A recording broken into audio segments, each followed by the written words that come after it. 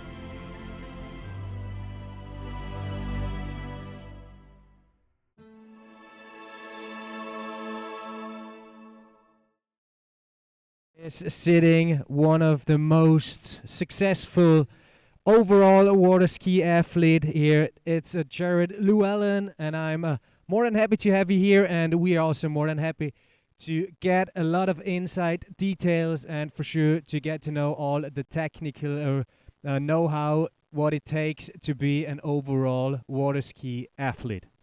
Yeah, I'm pretty excited to be here. I spent a lot of time here growing up.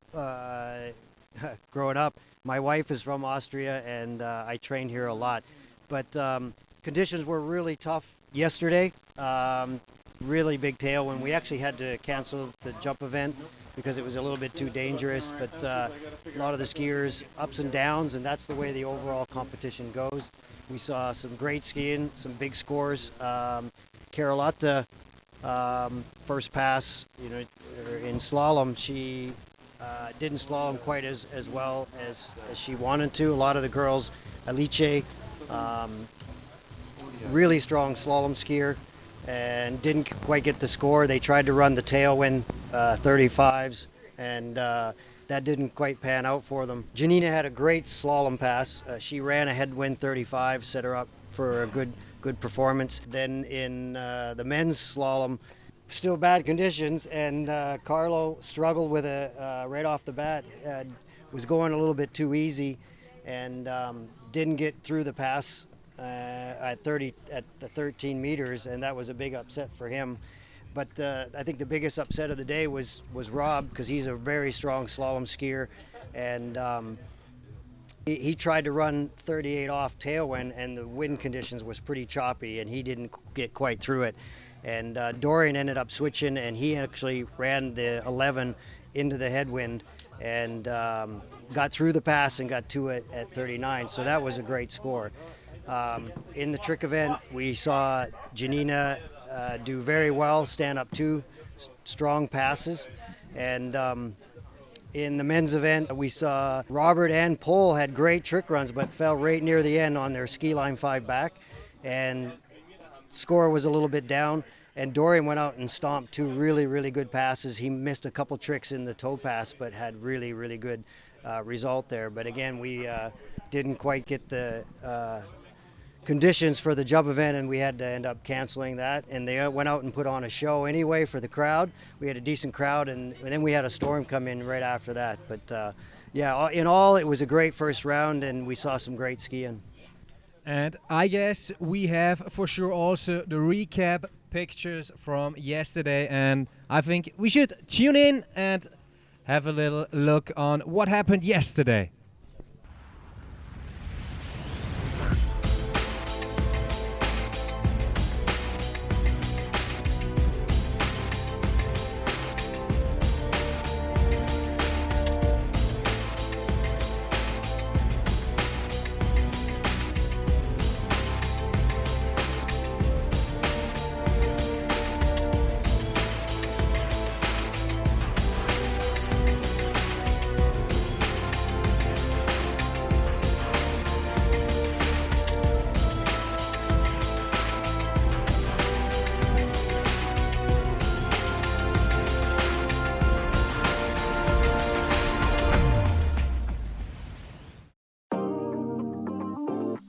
The WWS Austrian Open presented by WorldWaterSkiers is brought to you by Ravenol, the lifeblood of your car and boat. By Camaro, the ultra-thin 100% seamless wetsuits for all seasons. And by Whitecross, wear it, live it. Visit WorldWaterSkiers.com for all the live action, results, athlete profiles and more.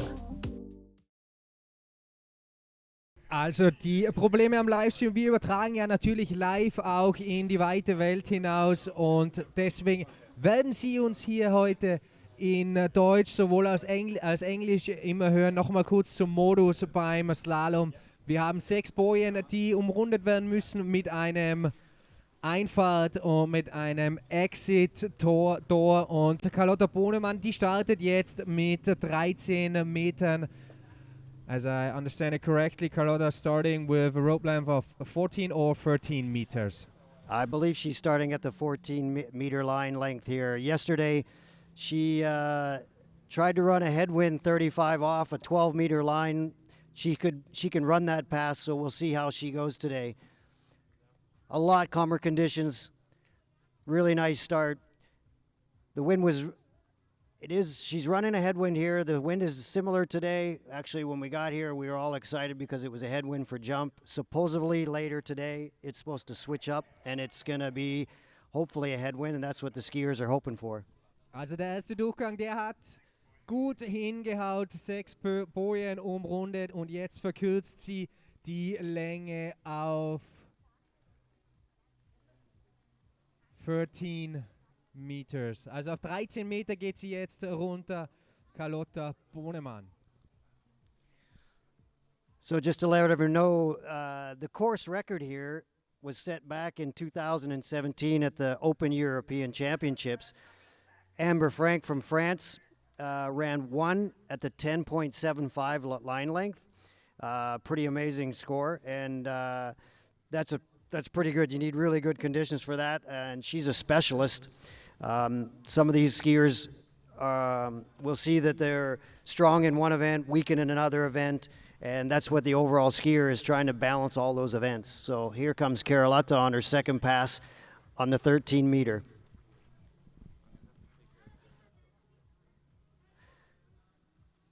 Nice tight line, really strong skier. She's just finished her degree in physical therapy, and she hasn't had a ton of time on the water. She has a couple injuries, like most of these skiers are all injured and skiing with some type of injury, but she's still a really strong competitor. Also Carlotta Bonemann, die ja jetzt ihren Abschluss im Physiotherapiestudium gemacht hat, deswegen nicht allzu oft am Wasser gewesen, aber der zweite Durchlauf, der war ebenfalls wieder sehr, sehr sauber, sehr, sehr clear. Und nochmal ganz kurz, wenn wir auf den Strecken oder on the Course Records, wenn wir da mal einen Blick drauf werfen, 2017 ist dieser aufgestellt worden von der Franzosin Amber Frank und die hat eine Boje bei 10,75 Meter Seillänge gemacht. Und um das ganz kurz zu verstehen, vom Mittelpunkt des Bootes, von der Seilaufhängung bis zu den Bojen raus sind es jeweils 11,50 Meter.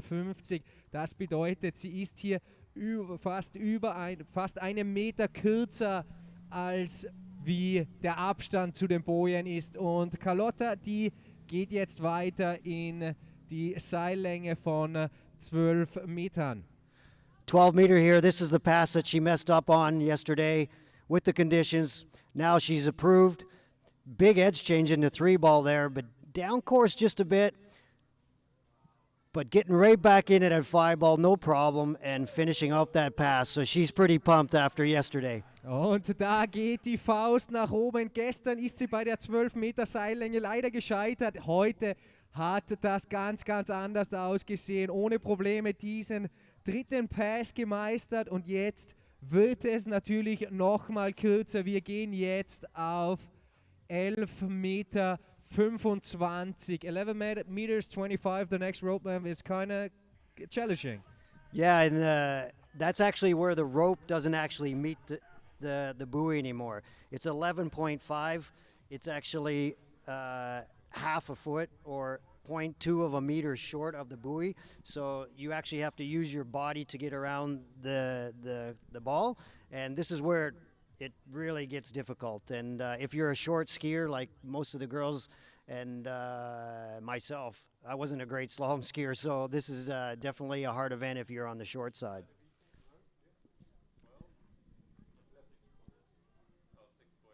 Really important start needed at 38 off here. Bit of a tailwind, kind of through the middle. She could have been tighter to the right-hand gate ball. Big turn at 2. Oh, and losing the line. Also leider, das hat jetzt nicht mehr hingehauen, aber nichtsdestotrotz einen kräftigen Applaus für Carlotta Bonemann. Give a big hand for Carlotta Bonemann. So we noticed there that when she ran around the ball, the way we score this is when there's a down the buoy line, as you get outside the buoy line, you get a quarter. If you round the back side of the buoy, that's a half. And if you get back to the wake, that's a full point. And there she actually got out on a round and made the turn. So she's just going to get the half point there, not the full point. And yeah, so good score, 1.5. And that's a really, really good start for her overall score. Also die Bewertung hier natürlich, die ist etwas komplizierter, und um das ganz kurz zu erklären, wenn die Athletin aus dieser Bootlinie rauskommt in Richtung Boje, kriegt sie eine Hälfte, also einen Viertelpunkt. Wenn sie um die Boje rumkommt, einen halben Punkt, und wenn sie wieder zurück in die Mittellinie kommt, ein ganzer Punkt. Really beautiful shot of the site. It's a really nice site to ski at. The water is absolutely crystal clear. It actually, in one of the event, like in the trick event, it's actually very difficult because the wake is really transparent and it's hard to find the top of the wake. You get beautiful photos from here, but sometimes at the events it's a little bit harder. And the water's a little bit colder here, so it tends to be a little bit harder to slalom here, which when the water's colder, it makes the water a little bit harder. So the ski sits higher, so you end up picking up speed. But usually a place that is a good slalom site is not a good jump site, and vice versa. If this is a better jump site, then it is a slalom site. So many things playing here together to really show an outstanding performance, and we're looking forward to see an outstanding performance from the Italian athlete Elise Bagnoli from Milano. And she started when she was 6 years old to water ski and to compete 2 years after, with 8 years, the first competition. She's starting with a rope length of, Jared? I believe she's starting at the 14-meter line. Same start. Woo, deep one ball. These usually the first couple passes is to feel out the conditions, trying to set yourself up to make your hard pass come into the headwind. Solid pass from Alicia there.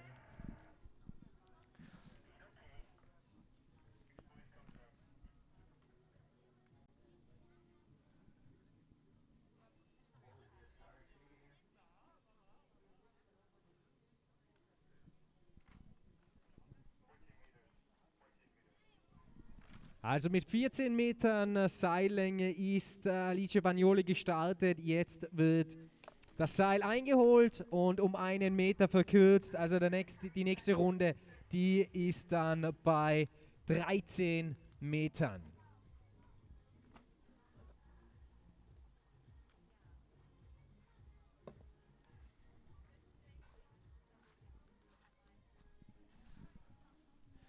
So Alicia did very well at the Europeans. A couple weeks ago at the Open Europeans, she came second, and that's a really, really strong finish. She's a really strong slalom skier. Of the 3 events, her best event is probably the slalom event, so she needs a solid score here to keep the race close in the overall competition.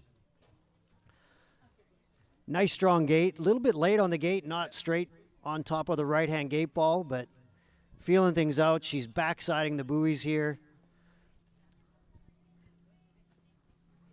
Really good edge changes, swinging out, keeping the line tight, even in the tailwind there. Also wiederum ein top gemeisterter zweiter Pass Und währenddessen Alice Bagnoli das Seil wieder verkürzt, dürfen wir natürlich auch recht herzlich den Bürgermeister von Fischelham und den Nationalratabgeordneten Klaus Lindinger begrüßen. Freut uns auch sehr, dass das Interesse bei der Politik hier vielleicht geweckt werden kann und den Wasserskisport in Österreich hier nochmal einen ganz, ganz großen Schub zu geben. Denn wenn wir auf diesen See hinausblicken, diese Action, die ist nicht vergleichbar mit anderen Sportarten. Also hier ist das Können der Athletinnen gefragt und Athleten in 3 verschiedenen Disziplinen. Nächste Seillänge für Alice Bagnoli, das ist 12 Meter. Gestern ist sie bei 4 Bojen mit 12 Metern gescheitert. Wir sind gespannt, wie es ihr heute geht. Yesterday she had a crash while 4 buoys at 12 meters, and we're looking forward to see how she managing it today. Yeah, really good start here. She got the 4 ball, so here she's surpassed that now and getting a little wheelie out of 5 ball, but still a solid pass. Running a headwind 35. It's going to be difficult to run that 11 downwind, but I think she's capable of that. I think she knows that. She probably set that up and is planning to run that downwind, which will set her up for the 39 pass into the headwind, which would be a great overall score for her. Bis jetzt haben wir es eben gesehen an den Leistungen der beiden, die jetzt schon gestartet sind. Die Verhältnisse und die Bedingungen, die sind um einiges besser als gestern. Blicken wir nochmal zurück. Charlotte Bohnemann 1,5 Bojen bei 11,25 Meter und Alice Bagnoli, die will jetzt natürlich wieder die 6 Bojen bei einer Seillänge von 11,25 Meter schaffen.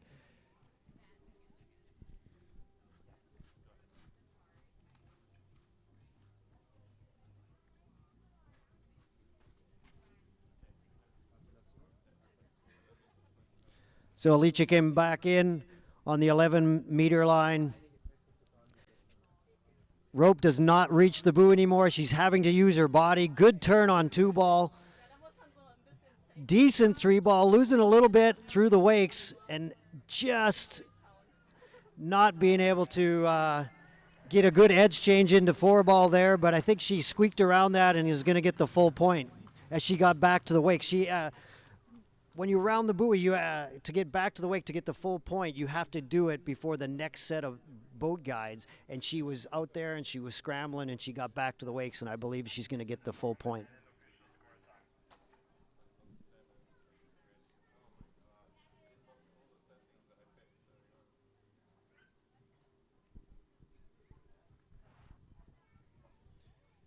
Wir warten jetzt hier auf den offiziellen Score für Alice Bagnoli.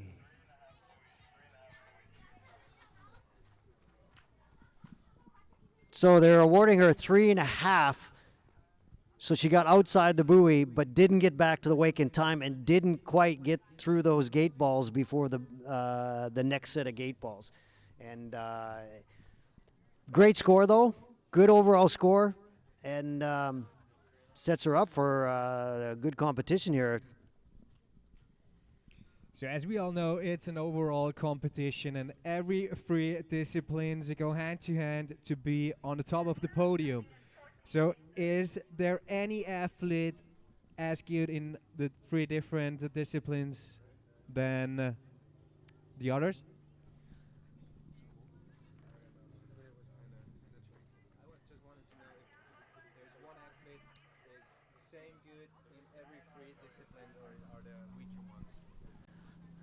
Yeah, Janina is actually very balanced athlete. She's very good in all her events. A lot of skiers, you'll see them excel in one event over the other. This event for Janina, she's a bit shorter, really still strong slalom skier.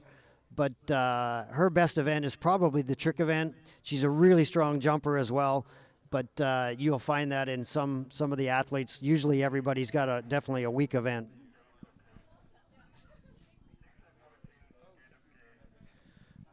So she started at 14-meter line. Same as the other girls, so the conditions are going to be roughly the same, headwind, tailwind, and she's got a clean pass there. So that's kind of a warm-up for her. Definitely easier than yesterday's conditions. And she ended up with 2 at 11 yesterday, so she definitely wants to at least get that, as she's a strong in the jump event, but she needs to stay close to Alice in the slalom event here. Also gestern ist sie bei 2 Bojen, 11 Metern gelandet. Das will sie natürlich heute überbieten. 14 meter point 25. Oh, it's 14. 55, that's the K, the speed of the boat. No, it was 6 buoys at 14 meter 25. I was standing on there underneath.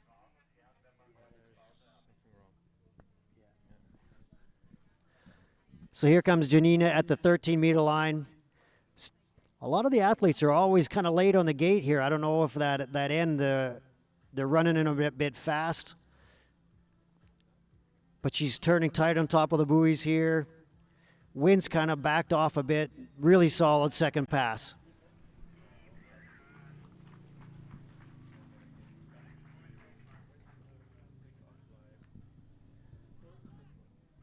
So a beautiful shot.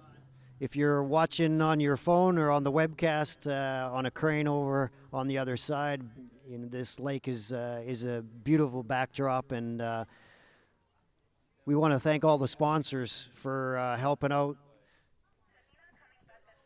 Ravenol stepped up and has helped out last year, and we really appreciate them being involved again.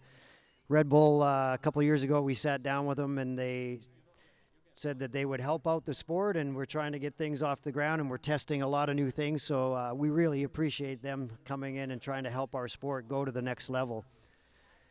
White Cross is a great company out of Canada. It's they've helped out, and we really appreciate their support at this event as well. So here comes Janina back at the 12-meter line length. A must pass for her. Good solid gait. Jumped on the inside a little bit on one. Still looking really good.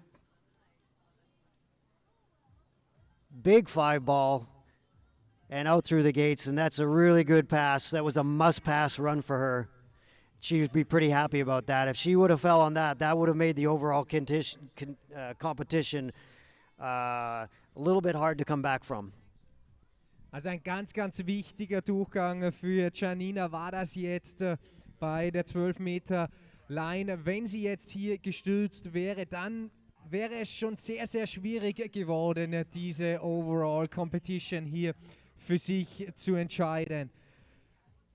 Ein wundervolles Setup, das wir hier haben am Planersee in Fischelham.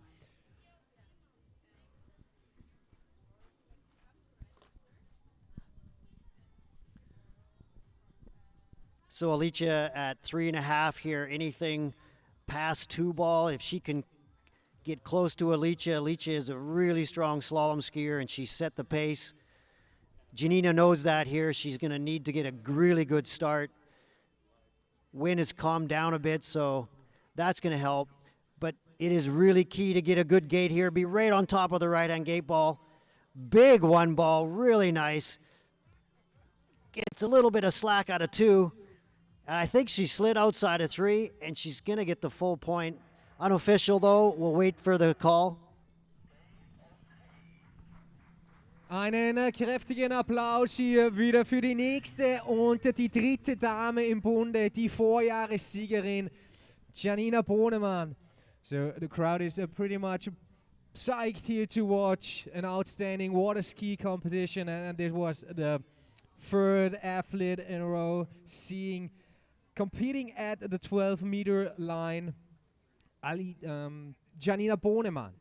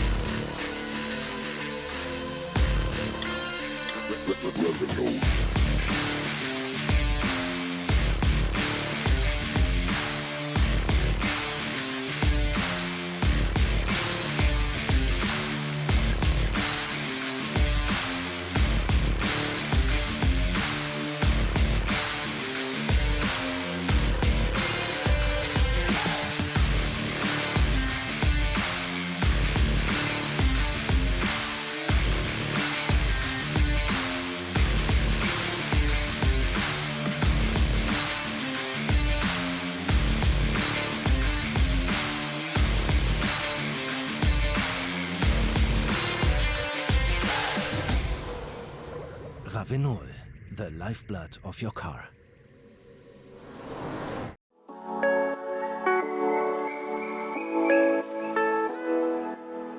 Hi guys, I'm Dorian Llewellyn. I'm here with Janina and Carlotta Bonneman. We're out here testing some new Camaro gear, but as always, we love our Camaro titanium suits. This is a Camaro titanium suit. It's super flexible and stretchy. It feels like a second skin. You wear it and you feel like you have nothing on and you can move freely. Like even the longer one is a little bit thicker, keeps you a little bit warmer, but it's like, it feels like you're wearing nothing and you can move freely and just perform the best you can. And since it's that flexible, it's really good to put on, zip it up, put it back off whenever you're done skiing. Not only that, and not only will you look stylish going down the lake, but also there's no drag on the suit, water just runs straight off of it, keeps you warm. So in general, I think you're gonna have your best set ever with the Camaro Titanium Pro suit.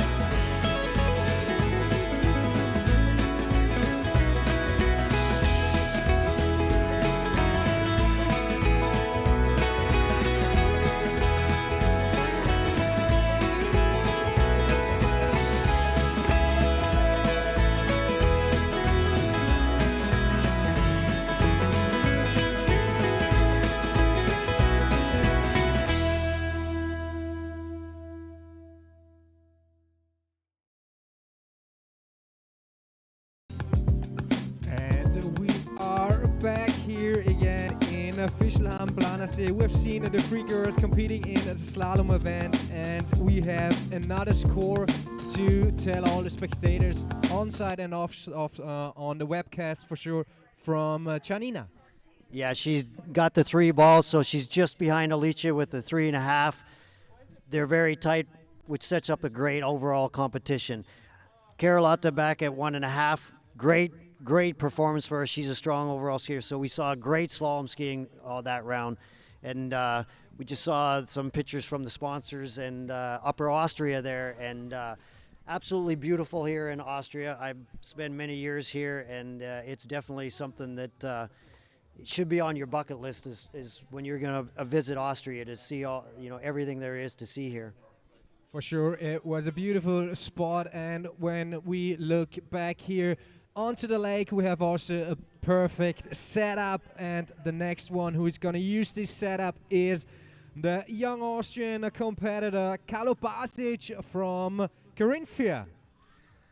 Yeah, Carlo yesterday actually missed his 13-meter pass. He tried to run tailwind. He went a little bit easy.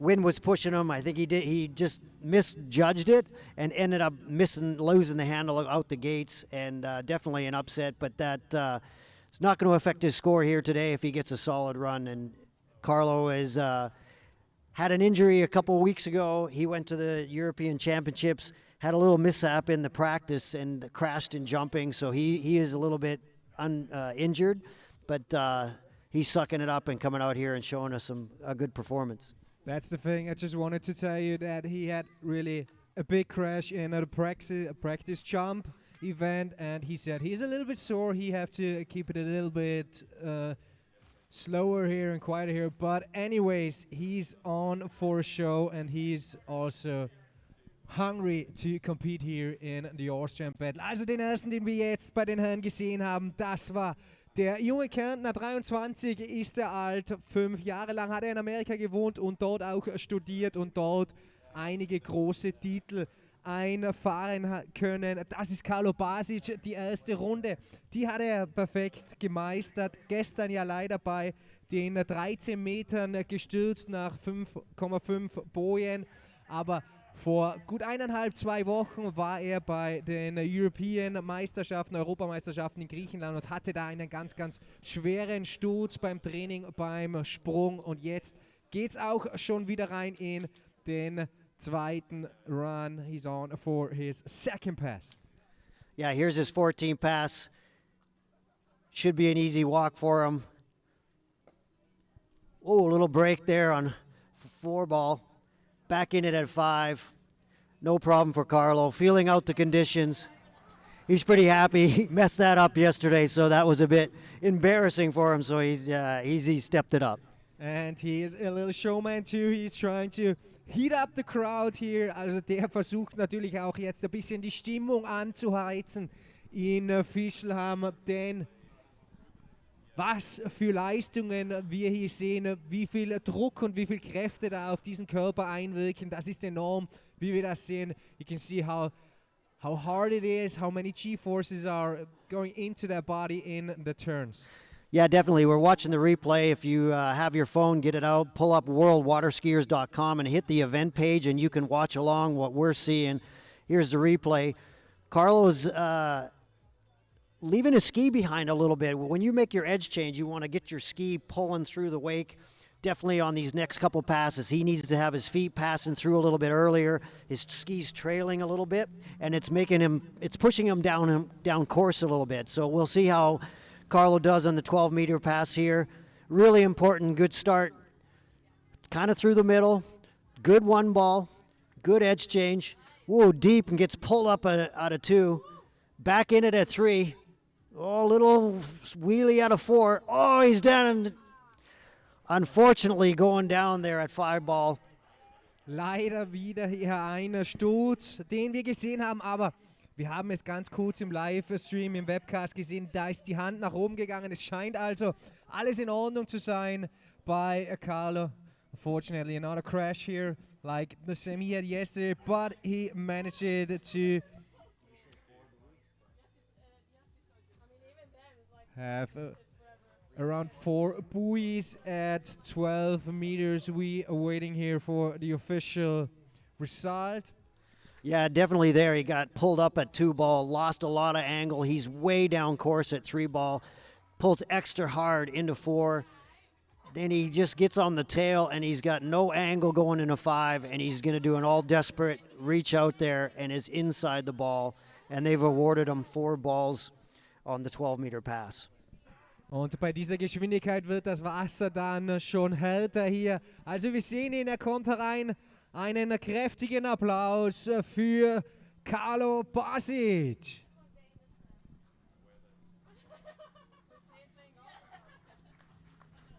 So we just see the weather there. It's was a little bit windier earlier today, a little bit of tailwind, and the boys want to see, or the girls, everybody, all the jumpers want to see the wind switch around. We want the wind in our face, so they're hoping that that's going to switch around a little bit later. It's supposed to storm again, but usually when it gets a little bit stormy here, you tend to get a headwind, so the skiers will definitely be happy if that happens. It's settled down, it's down a bit, so that's good for the slalom event, and we'll see how the rest of the competition goes on.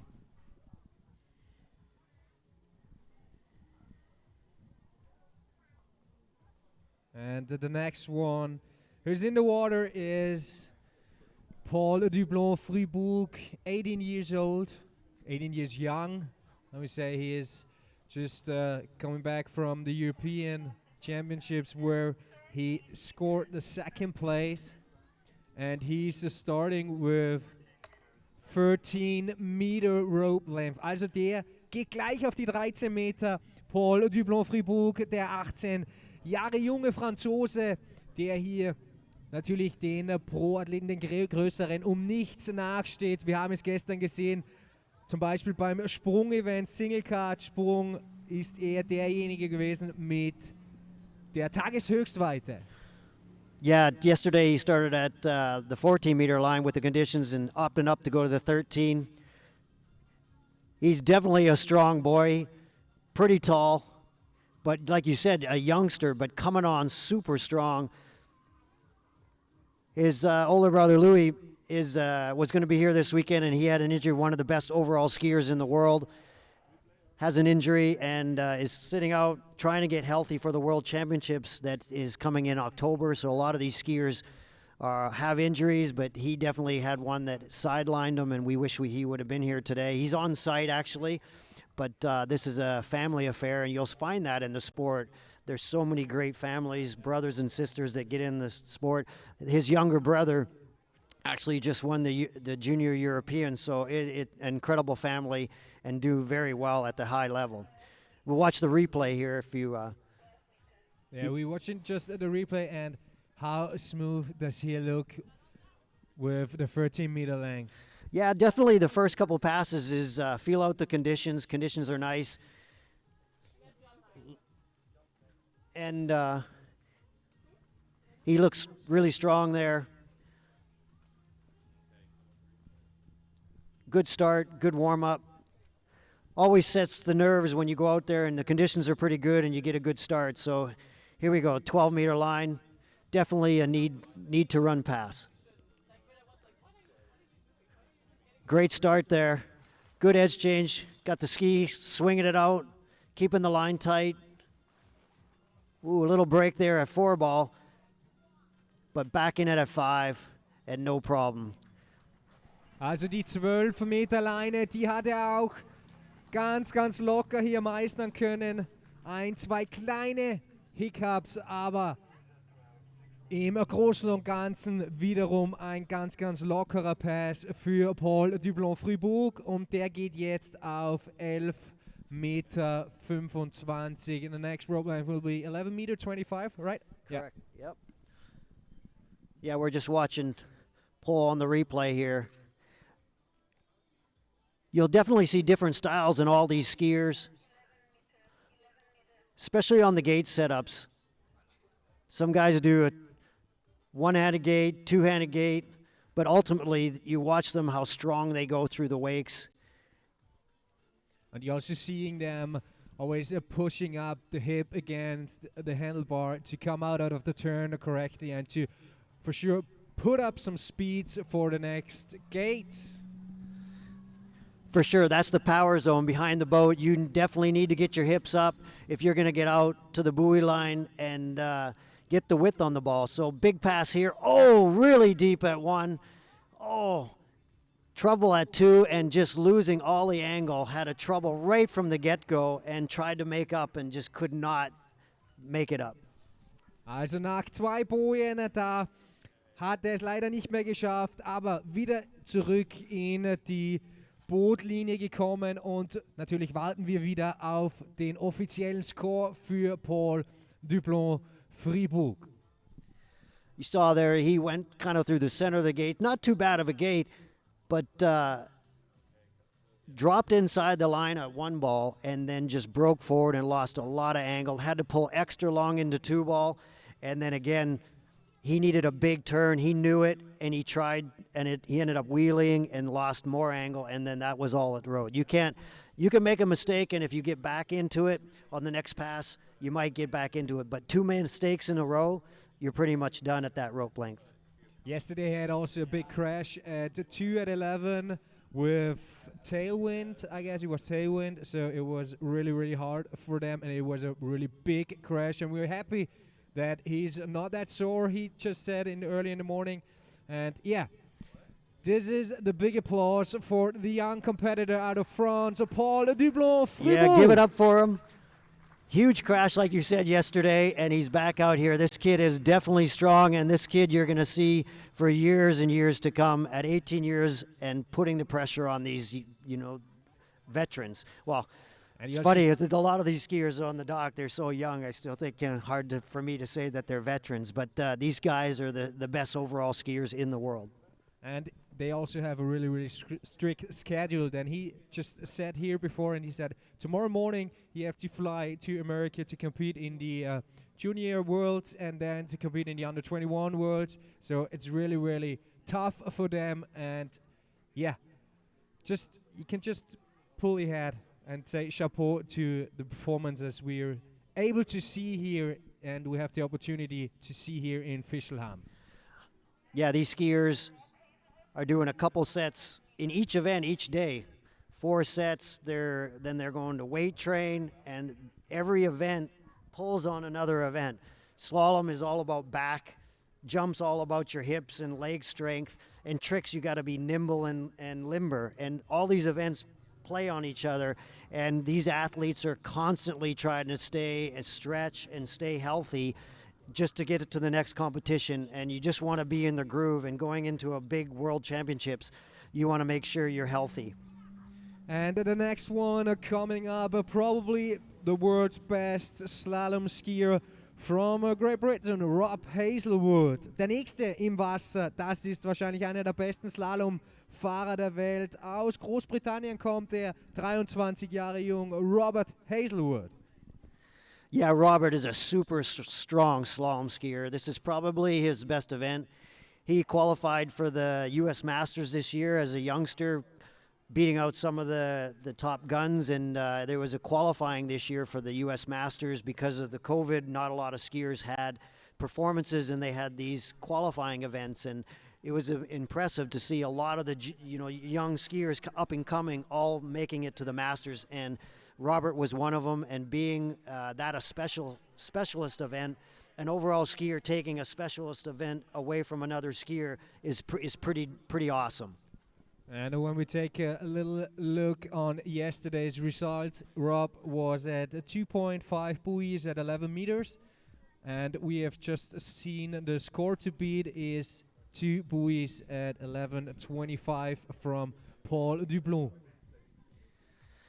Yeah, definitely disappointing yesterday. That's not the performance that he wanted. He jumped on the inside edge coming into 3-ball, and it was pretty choppy, and this fin just blew out. So definitely not the score that he wanted, but he's going to change that today. Also der will natürlich einiges gut machen gegenüber gestern. Da war er nicht sehr zufrieden. Da ist er bei 2,5 Bojen bei 11 Metern gelandet, und der ist heiß drauf, hier diesen Pass dann auch wieder mit den 6 Bojen zu Ende zu fahren.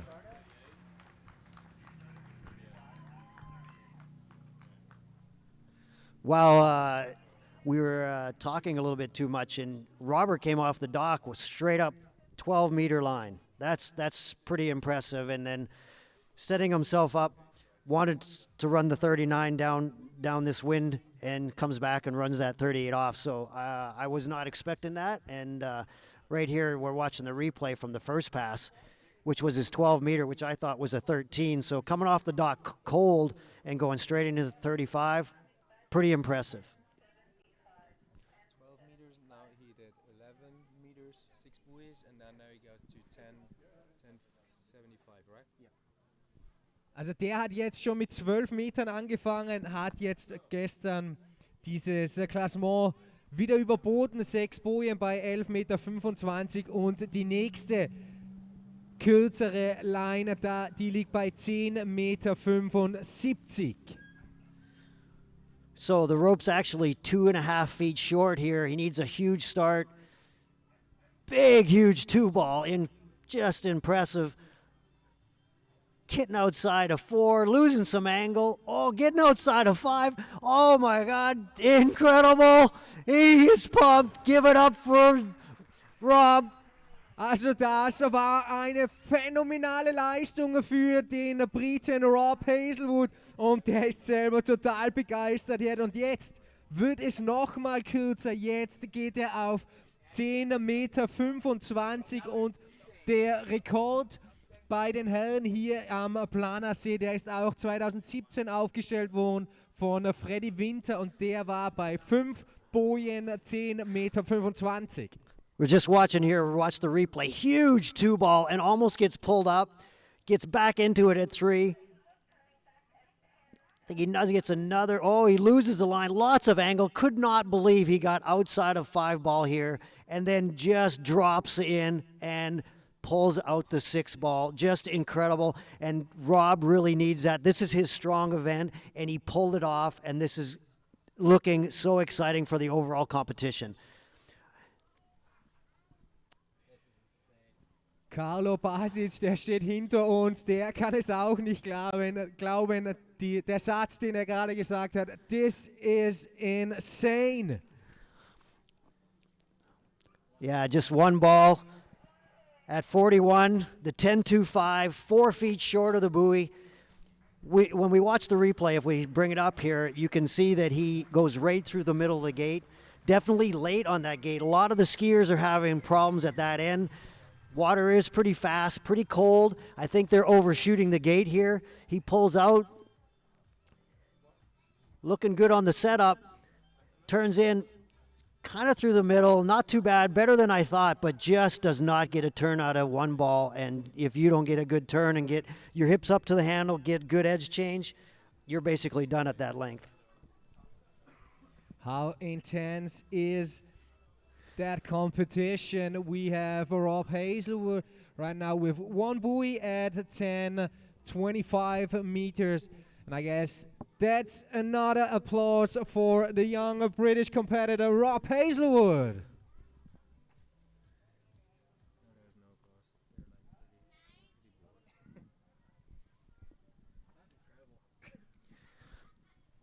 So next skier up on the water, Dorian Llewellyn. Definitely a strong slalom skier, can run that pass that Rob just ran as well. The 39 at the 10.75, but that puts a lot of pressure on you when you know that this is a must-do. And Dorian's coming out here.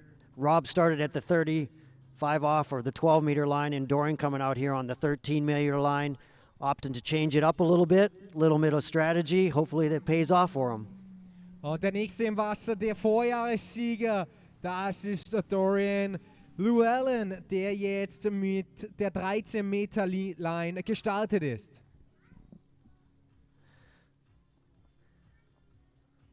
Definitely, Dorian is not the most tallest individual, and that's probably my wife's and my fault for sure. But he's a really, really strong slalom skier, does some big performances. All his events are really strong in all of the disciplines, and he's been knocking on the door for the world overall record quite a few times.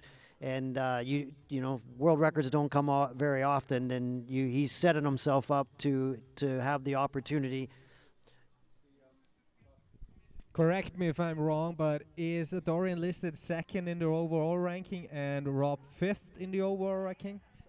Yes, that is true. Yep, and so that's why when you see how it takes to be in front of the ranking, and now Dorian's going on with the 12-meter line. Yeah, the top skier in the world right now ranked Joel Poland. Geez, I hit my head a lot. And Joel is actually just broke the world record. The competition at the next World Championships is absolutely going to be incredible with Rob, Dorian, Louis, Joel. It's just going to be an unbelievable competition. And we wish Joel was here this weekend. Joel had a little bit of an accident, had a jump crash at a pro event a few weeks ago and kind of sidelined a little bit. But we definitely watch these guys go out at this weekend. We wish he was here. Also auch die 12-Meter Line hat er bravourös gemeistert, geht jetzt runter auf 11,25 Meter next. Next road length will be 11 meters and 25. Yeah, watching the replay here, Dorian backside in the buoys. Ooh, a little bit wheelie out of the 2-ball. Mostly feeling out on this pass. Good edge changes. Good swing out, keeping the line tight. Actually, when it's calm here, you can see there's a little bit of movement. There's a little bit of rollers out there, and sometimes when there's a little bit of wind, it knocks that down, and we're seeing a little bit of movie. The water's a little bit high with all the rain that they've had, but still really good conditions for these athletes. Way better than yesterday. A little scary yesterday. The jumpers were like, I don't want to go out in that, but here we go. Dorian at 11.25. Rope does not reach the buoy anymore. Needs a great start. Great 1-ball. Loses the line a little bit out of 2. Not a great 3-ball. Needs a big 4. Another big, going down on 5. That's a big upset for Dorian. Nach den 5 Bojen, die er jetzt gefahren ist, ist er leider hier zu Sturz gekommen. Da hat es so ausgesehen, als wie die Spitze untergetaucht ist. It looked like that the tip just dived away. Yeah, he had a great 1-ball here. Great start. Good edge change into 2-ball. Just stands on the tail. Loses a little bit. Not too bad. Gets a great, not the best 3-ball. Loses angle out of 3. Down course. Needs a big 4 and doesn't get it. Wheelies on it. 2 mistakes in a row. Comes up short into 5.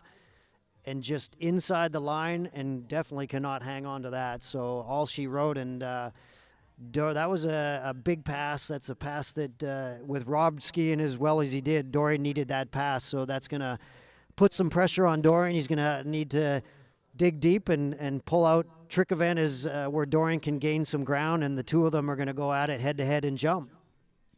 Nichtsdestotrotz schenken wir auch natürlich Dorian einen ganz, ganz kräftigen Applaus. Der hat jetzt nochmal eine Aufgabe aufbekommen für die nächsten beiden Events. Da muss er jetzt richtig anpacken. Aber, lieber Dorian, dein Applaus. Give a big hand for Dorian Llewellyn.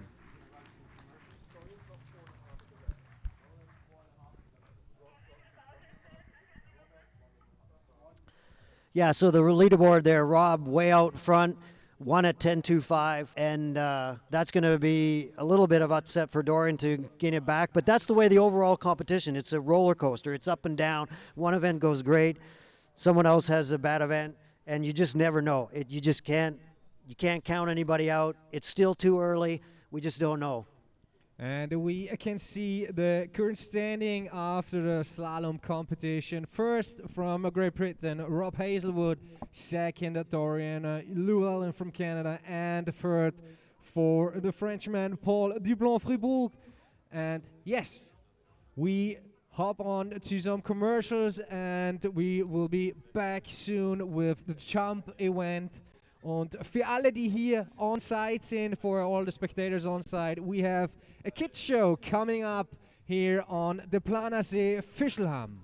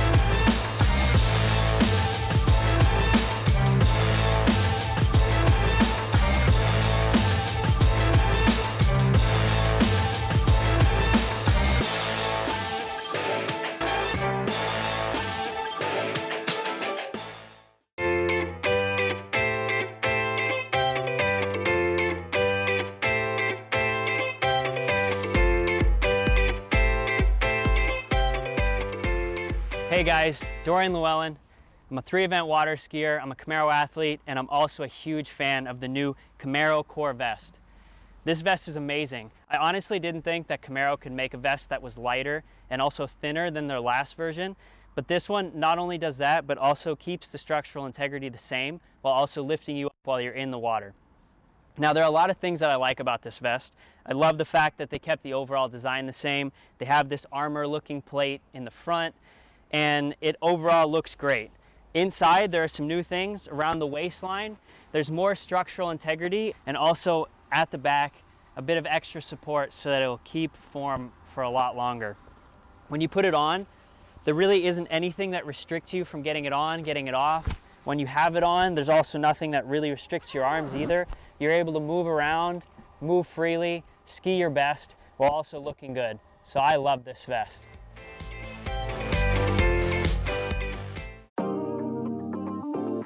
The WWS Austrian Open presented by WorldWaterSkiers is brought to you by Ravenol, the lifeblood of your car and boat. By Camaro, the ultra-thin 100% seamless wetsuits for all seasons. And by White Cross, wear it, live it. Visit WorldWaterSkiers.com for all the live action, results, athlete profiles, and more.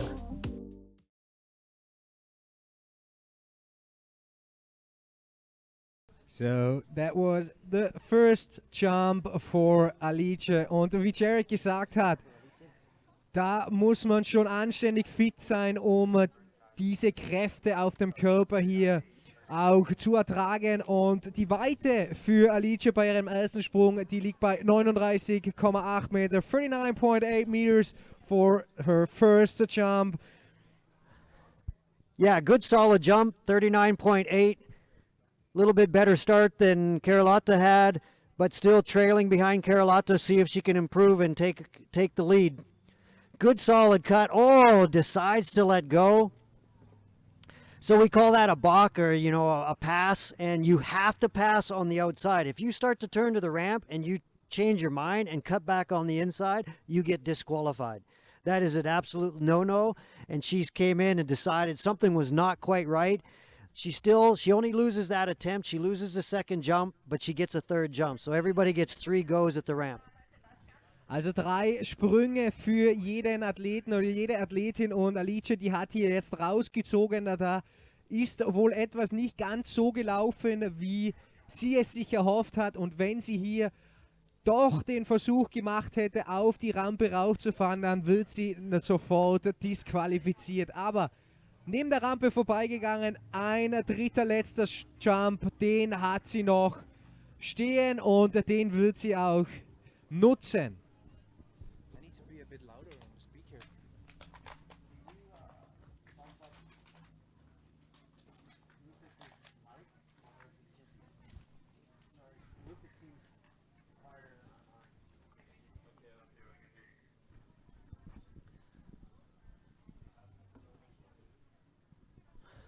So looking at the equipment, and if you're watching the webcast and you can see the screen, some of the equipment that the skiers have. The jump skis, all honeycomb, like an airplane wing, very expensive, $2,500 for a pair of skis. Jumpsuit, she's got an arm sling, a strap around her waist, and you could kind of see that the right arm is down in a sling, which allows the skier for the last cut to the ramp to really dig into the ramp, and it's supposed to lift the hip and gives you all this power into the base, so she gets a solid jump. That was nice. That definitely took over the lead there. That was a massive one. Also das war ein richtig weiter Sprung, richtig wichtiger dritter Sprung für Alice Bagnoli. Und wenn man so einen Blick auf das Equipment wirft, das die Athleten hier anhaben, technische Raffinessen finden wir hier, und die sind alle aus Carbon und dem Material auch gemacht, wie Jared schon gesagt hat. Der Flugzeugflügel, die kosten dann da schon mal eine richtig große Stange Geld. So nice solid third jump for Alice. 41.6. So she just takes over by 0.5 of a meter, taking the lead. and definitely a solid score with her. What did she get? 3.5. So she's got a 3.5 at 11 and 41.6. Solid scores for her. Also 41,6 Metern ist sie gesprungen. Wir erinnern uns zurück. Carlotta war bei 41,1 Meter. Da hat sie jetzt die Führung übernommen, aber jetzt ist die nächste Dame schon im Wasser. Das ist die Schwester von Carlotta, Janina Bonemann. Janina Bonemann now just getting the soap. The bindings are so tight. They're all custom, double wrapped, really stiff bindings. Usually sometimes have orthotics in it if you're really getting custom. But we have to put soap in the bindings just to get them on. You got to have the performance in the bindings to have the speeds that these athletes are hitting the ramp at. And we were just watching her get the soap out of the bindings because you don't want to leave that soap in the bindings. You know, when you go over the ramp, you just end up going straight out the front.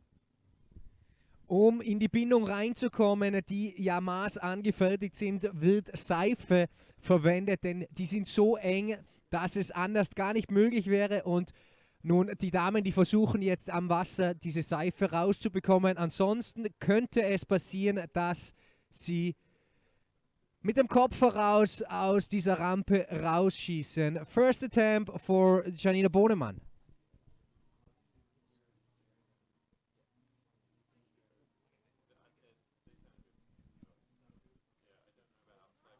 So Janina's been on water a lot. This is a strong event for her. You will see her pull out to the left. So this is a setup. She's pulling out to the 600-foot ball.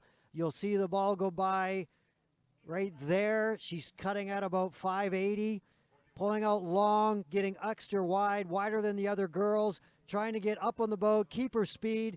Lots of speed in the base, lots of angle, and gets a hold of it and takes the lead on the first jump. What a fly for Janina Bonemann. Die ist jetzt ganz anders angefahren als wie die beiden Damen bevor. Die hat jetzt versucht, den richtigen Speed hier zu erlangen, um einen richtig weiten Flug in den Planersee zu zaubern. Erster Sprung für Janina Bonemann und das ist ein Applaus, liebe Janina.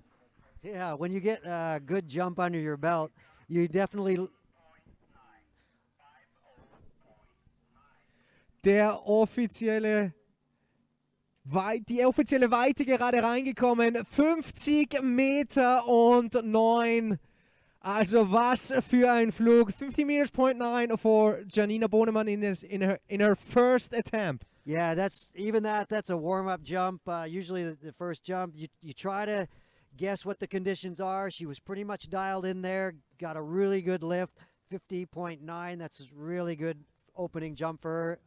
Add on to her overall score.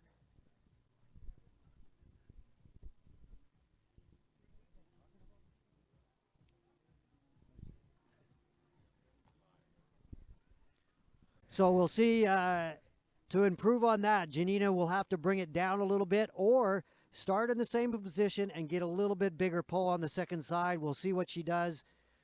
From that angle, look about the same. She needs a little bit bigger dig here.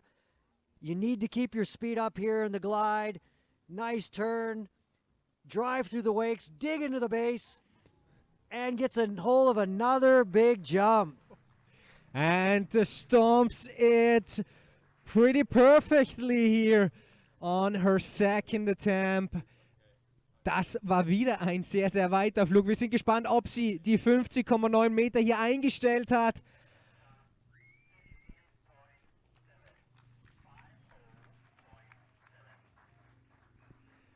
Ein bisschen kürzer war sie hier, 50,7 Meter. Her second attempt was 50.7 meters, Jared. Yeah, just watching the replay here, just not getting, stumbling a little bit through the wakes, not getting the setup and that she would really like. She lost a little bit at the wakes, and then that is probably why I thought that it might have been a bit farther, but she went 50.9 on the first and 50.7, so losing a little bit. She's going to make a bigger adjustment. She wants to still push it because she wants to try to pull ahead in the overall competition, you just do not know what might happen in the trick event. So you do not want to back off, even though you're leading this event. You really have to bring a perfect top performance on every single event here. Und nochmal der kurze Blick, die beiden Damen davor sind die 40 Meter gesprungen und Janina jetzt 9 Meter und ein paar zerquetschte mehr. Der dritte Sprung, der wird alles entscheiden hier nochmal. Yeah, the course record, I believe, is right around 53 meters from Natalia Bernikova, and I know that Janina wants it. I'm not quite sure if she had the speed that she's going to take over Natalia's jump. I think it's going to be roughly the same distance, but really, really good, solid 3 jumps.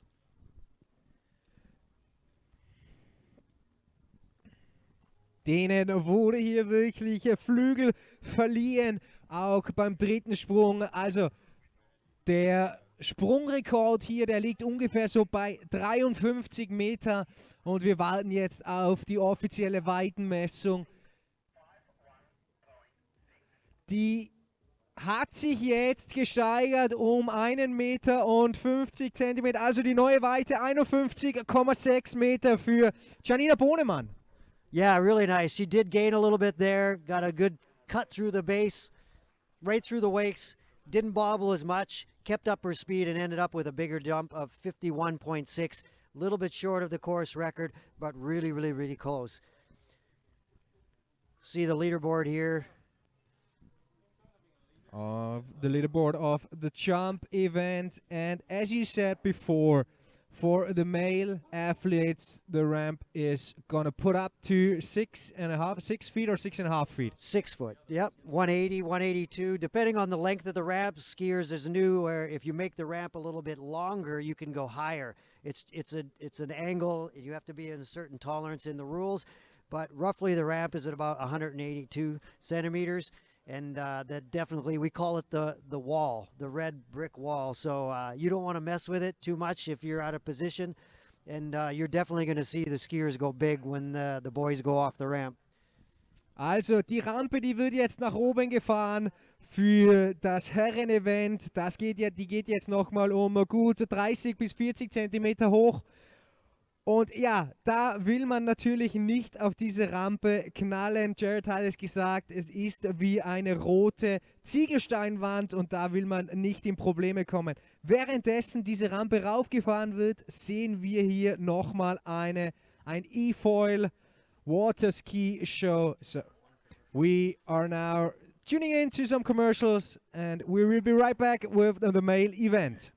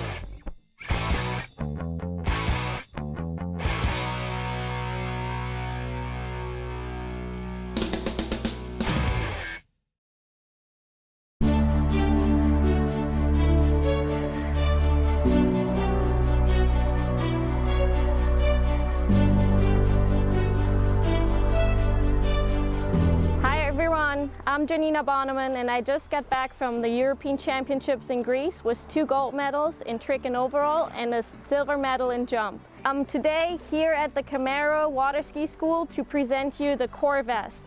The Core Vest has some new integrated features that you're gonna like. It is still as light as it was before and super flexible.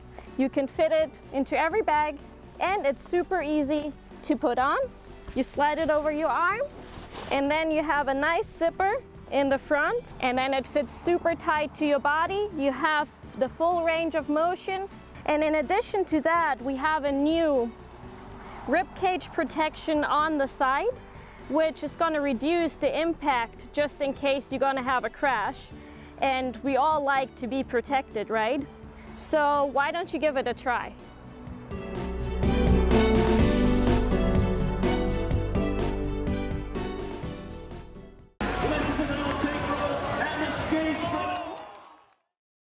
We have Alicia on the couch here. That's a Canadian version, I guess. Incredible slalom score, pushing it out and jump. How was the slalom? You pulled ahead and got a lead in that? Yeah, I had Carlotta before me, and she ran 35, so that definitely put me the pressure that I need to myself run 35 and then run a good score at 38. So then I was extremely happy about my score. And actually happened the same in jump. She jumped before me, and the past week I've not been jumping very well, but she put on a score and I knew I had to beat it. So that's what happened, and I'm really happy about it. Yeah, that was really good. Have you had some injuries? You feeling pretty good? No injuries so far, hopefully not, but I've been feeling pretty good. Training is good, it's been good, so I'm just pumped for the rest of the tournaments for the season, and that's it. Awesome. So this is a good competition, a little fight going on. Janina had some big jumps there. She looked really good there. Conditions were pretty tough yesterday in the slalom event. Definitely some mix-ups there. Yeah, I mean, Janina, honestly, she's such a good skier. I always look up for her. She's just such a strong skier, so I just want to be like her one day. And she's slalom really good yesterday with strong conditions, so I admire her. Yeah, it's going to be incredible. The World Championships are in October, and there's so many great overall skiers just going at it. And it's great that you guys are just going for it. You guys put so much time. It's really awesome to watch you guys go at it. And it's the up and down all the time. But it's awesome to see you guys right at it, pushing each other. Yeah, it's awesome. Yeah. Well, good luck in the trick event. You rocked the hand run yesterday. Lost a little bit, I think, in the toe run a bit, or that's. Yeah, toes is kind of the same. It's always like this, my toe run, but my hand run is pretty nice, so hopefully it's gonna be the same today. Yeah. Okay. Well, good luck, and let's see you go stand up. Push her out. Thank you, guys. As you said, it's such a perfect atmosphere here between the athletes. It's not just being a competitor, being against each other. It's like a family event here, and it's really fun to see that all the athletes pushing each other to new highs here at the water ski event. Oh, for sure. It's great to see these skiers getting some time to spend some time together. They've gone paddle boarding. They're going out to the restaurants together. They're hanging out, and they're looking out for each other. It's awesome to see that when the conditions aren't quite right, they're coming in and saying, "Hey, look out for this," or "This is not quite right." And they always want the competitors to be safe. They want everybody to ski at their top notch. You want to beat someone when they're at the top of their game, because it just makes that win that much better. And we're just seeing some great skiing going on, and it's just great to see these athletes have the opportunity to showcase their event, which is the overall competition, which is something that we're passionate about. We want to help all the disciplines in the sport, slalom, trick, and jump, but overall is a discipline in itself. In the past, when I was an overall skier, it used to be everyone kind of did it and it was kind of an extra, but now it's so specialized in so many events that the overall is a specialty in itself, and these athletes are incredible at all those events, and they just put so much time and effort all week. They'll put in 25 sets a week, go to the gym and try to keep their body in line, and some of them are going to school, some of them had jobs, and it's just it's a huge time commitment.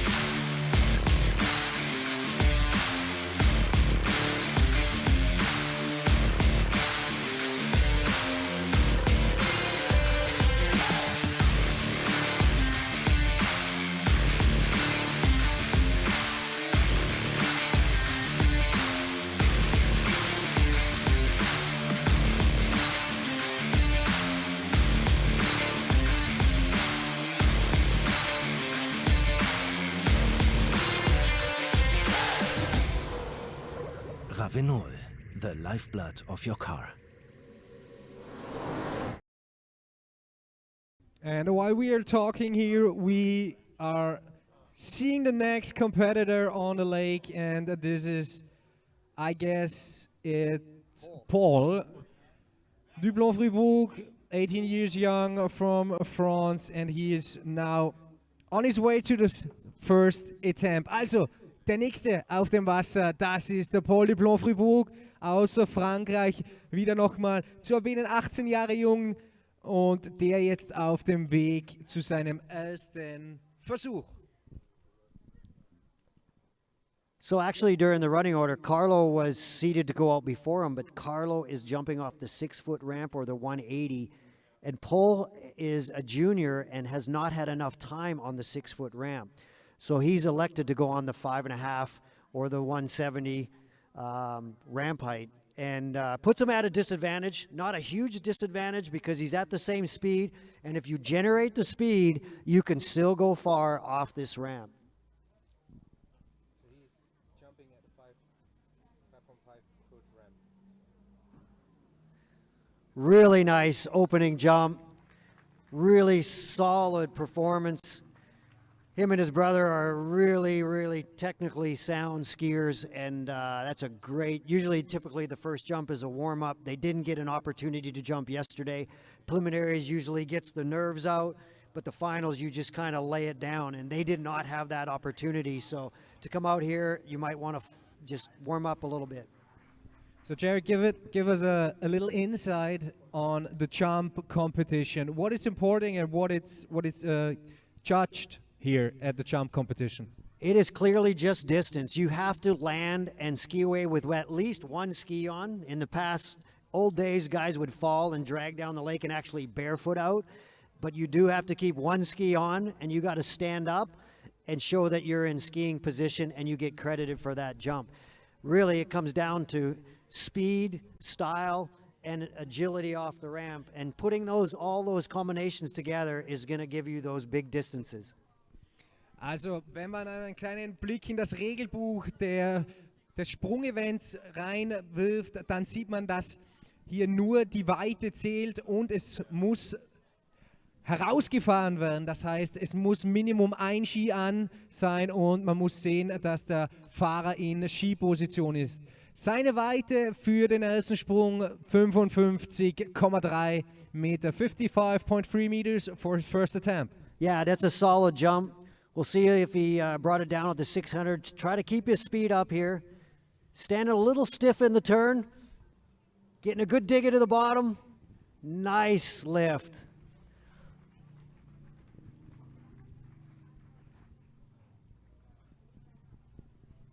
Let us bet, Jared. I say 56 meters. I think you're going to be pretty close. That's a good bet. 56. I'm going to go fix 56.2 just to be bet. Just not. But you see here, he's going to edge out. He's trying to maintain the speed. I thought he was a little bit stiff in the hip, sitting back a little bit on his heels, getting a good dig here. Good dig. Ski up a little bit, didn't get all the drive into the base, but a really solid, good jump. 55.5. Die Weite für den zweiten Sprung 55,5 Meter, 55.5 meters. So, Jared, I guess I lost. Oh, that's okay. We'll put the money down on the table and pool this. But good solid jump. He needs to bring it down. He needs more speed. And the only way to do that is to bring it down to the 6 or try to pull a little bit longer, but he's got to take more speed into the turn, which causes chaos. You lose the line, and it just raises the danger factor. So we'll see what he does here on the 600. Just past the 600 football. Good dig. Nice edge out, keeping the line tight. Try to finish on his toes.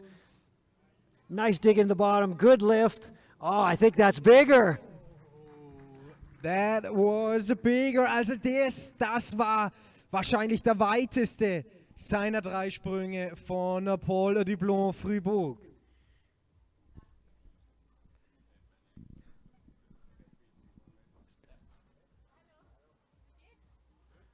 So just watching the replay here, nice drive through the wake, no bobble at all, good extension off the top, pressing out over his skis. Definitely a farther jump there. 56.1. 56,1 Meter, Entschuldigung, 56,1 Meter für den dritten Sprung von Paul Dublon-Fribourg.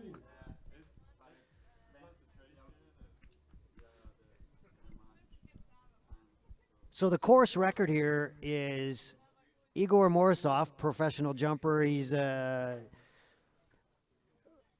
Russia, and he actually back in 2017 at the Open European Championships, he went 68.1. And he's a specialist. He's a jump specialist, so really good jumper on the Pro Tour, always usually in the top 3. He's one that count on. He cuts hard, and he has a 68.1. Robert and Dorian are definitely capable of going that far, so those guys are going to be wanting to go and claim that course record here. Also der Weitenrekord, der wurde 2017 aufgestellt von Igor Morozov mit 68,1 Meter, und Dorian und Paul, die sind auf alle Fälle in der Lage, Dorian und Rob sind auf alle Fälle in der Lage, diesen Rekord hier einzustellen, beziehungsweise den auch um einige Meter zu überbieten. Yeah, we're just raising the ramp up to the 6-foot height, and maybe we'll take a quick little commercial break and let everybody go grab a beer and get back to your spot.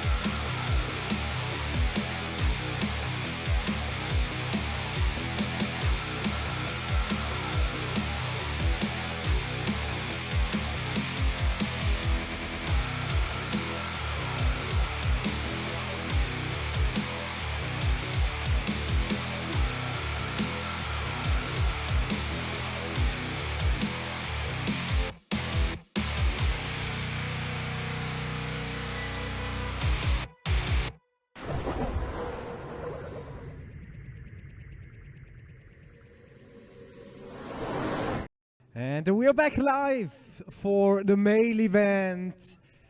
The ramp is up on the 6. foot, and yeah, we're seeing some big show coming up now. Yeah, definitely.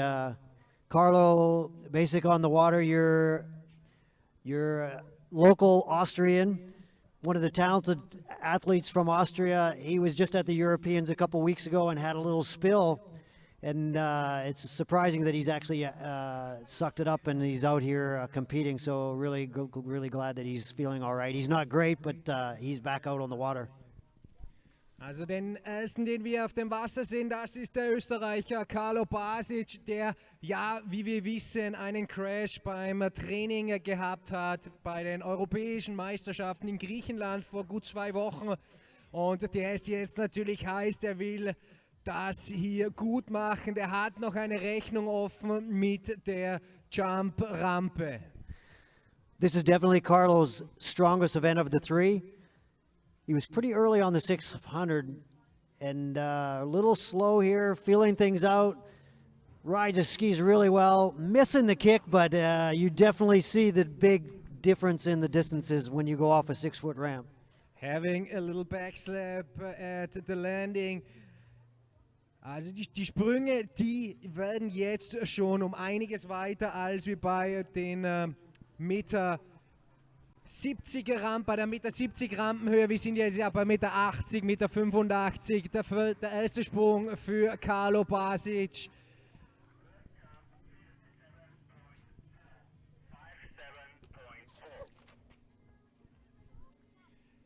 Die Weite ist gerade reingekommen.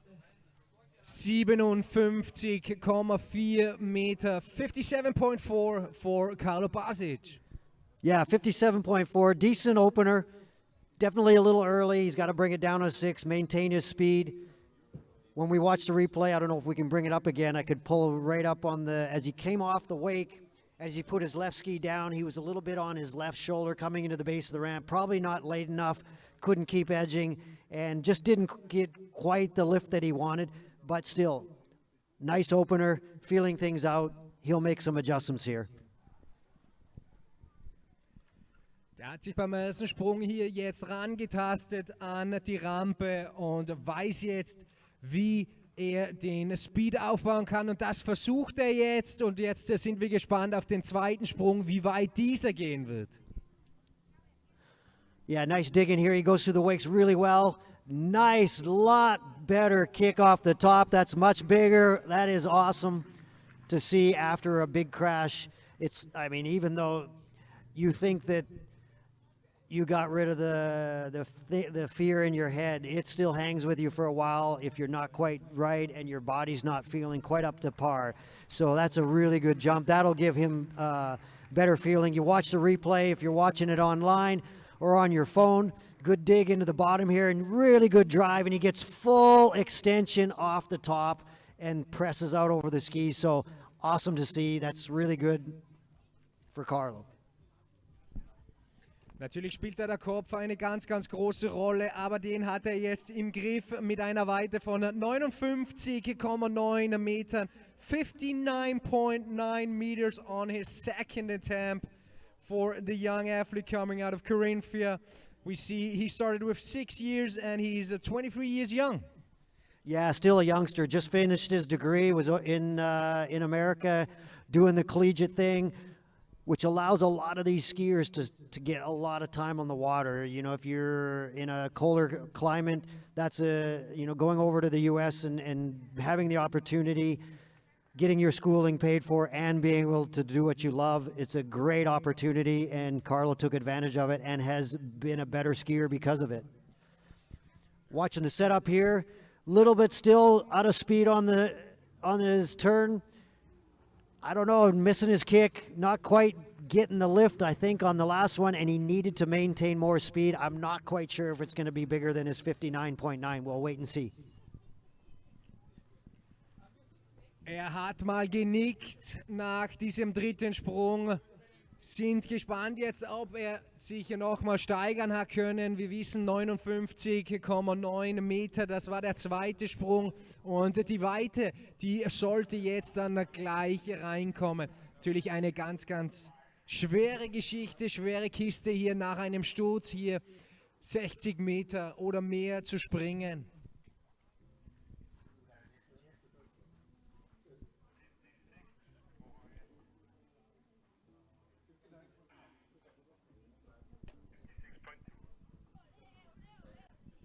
Yeah, Carlo pulling up a little bit shorter on his second attempt. 56.2, missing it a little bit, but still a really good solid jump. 59.9, just shy of 60 meters, almost 200 feet.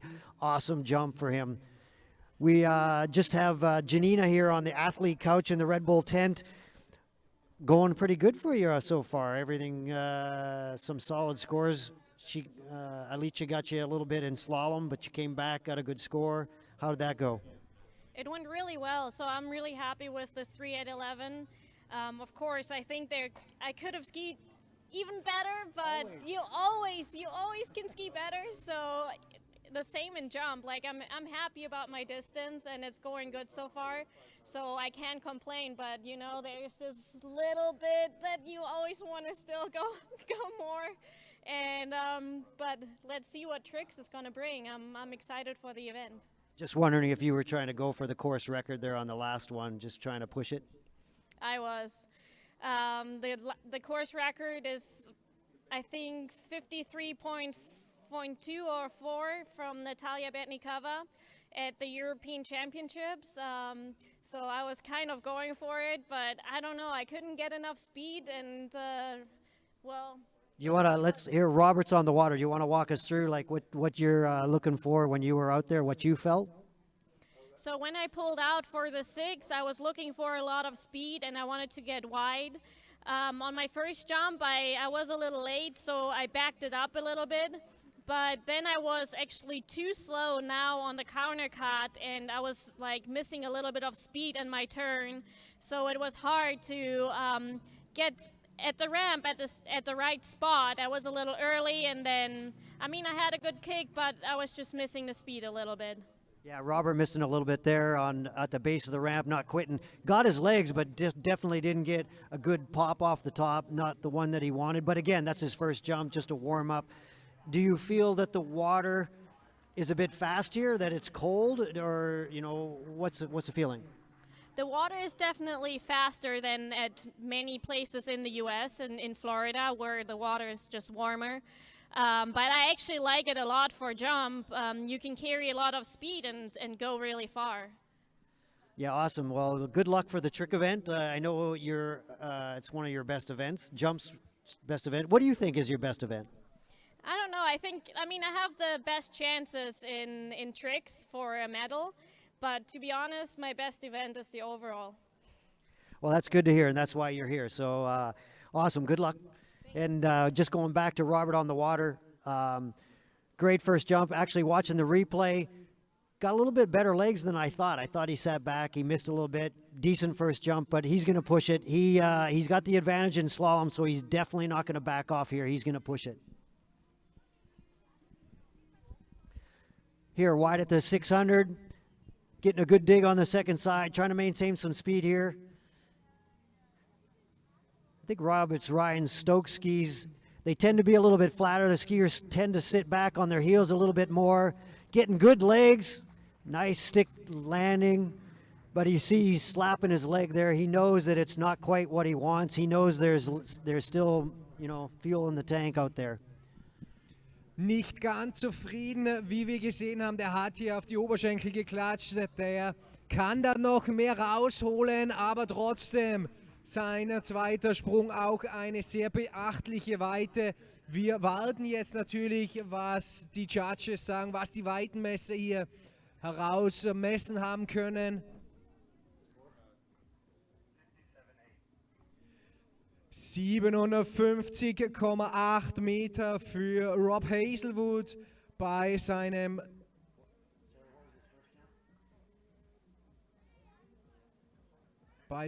zweiten Jump. So his first jump was 55.1. He's gaining a little bit. 57.8. Definitely stepping it up there. Nice set. Building on each jump. He's going to have to push it, put the throttle down, put some pressure on Dorian for the overall. Der alles entscheidende dritte Sprung, der kommt jetzt, da versucht er jetzt anständig Geschwindigkeit rauszuholen. Auch hier beim Countercut kommt er jetzt rein. Definitely a good setup, good dig into the bottom, nice extension, probably his best jump. Awesome set, building off each jump. I definitely would put some money that is farther. Also dieser Sprung, der wird jetzt schon über die 60 Meter gegangen sein, aber natürlich die letzte Entscheidung haben die Weitenmesser. Watching here, no stumble through the way, good dig into the bottom, full extension, and presses over the top.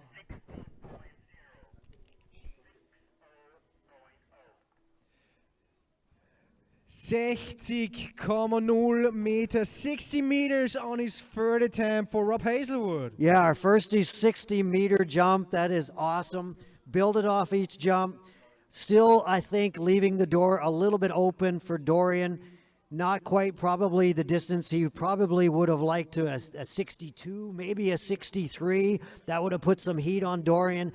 Dorian's going to come out, feel everything out, and try to build and gain some ground back after his slalom performance and gain back on and back on Robert and get back in the game. But we will see here for 3 attempts if he can really outjump Rob. Rob's distance with a 60-meter. Dorian is now on his way to his first attempt. Also der erste Versuch für Dorian Llewellyn hier im Planersee in Fischelham. 60 Meter steht jetzt momentan am Leaderboard von Rob Hazelwood und die will er jetzt natürlich schon beim ersten Versuch einstellen. So Dorian used to ski here quite a bit as a junior, grew up. He is Austrian. He's actually Canadian and was born in America, so he is an odd child that he has 3 passports. But he went to Junior Europeans, skied for the club here, skied for Austria, and then with my heritage, he ended up skiing on the team with me at the World Championships for Canada. That was a dream to do. He still continues to ski for Canada.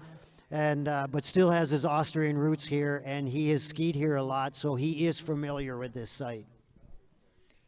Hier am Planersee hat er ja angefangen mit dem Wasserskifahren, ist dann nach Kanada, nach Amerika gegangen und bestreitet jetzt die Wettkämpfe unter der kanadischen Flagge. So pretty aggressive jump off the 600, good setup, just feeling things out here.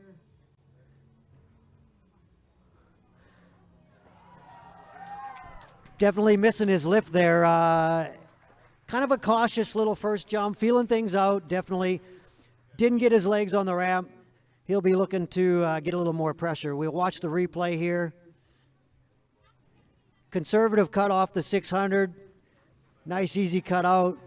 Kind of a big modified 3/4, feeling it out, good cut. Want to get a good drive into the bottom and just misses the lift. Even though he seemed to be a little pumped on his first attempt, I think it was more than 60 meters, and we're waiting for the distance coming in for Dorian's first attempt.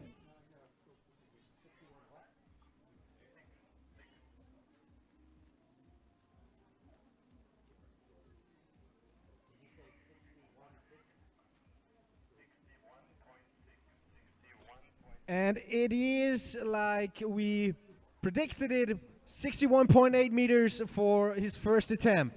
Actually 61.6, but takes the lead. Good warm-up, didn't get quite his legs, and we're actually getting some rain here. Dorian is wearing a bubble, so it's not going to affect him too much as long as it's not too strong. But he's going to continue to jump. Try to keep some speed, try to gain some ground here. Get back at Robert, get a good dig here, good base. Oh, and gets good lift. Was für ein Sprung hier, aber der ist wieder nicht ganz zufrieden mit dem zweiten Versuch. He's still not that happy with his second attempt. We can see it is Yeah, definitely. He knows that there's still some left out there. Gets a good dig, goes through the weight, gets good cut into the bottom, gets his legs on that jump and presses. That's going to be bigger.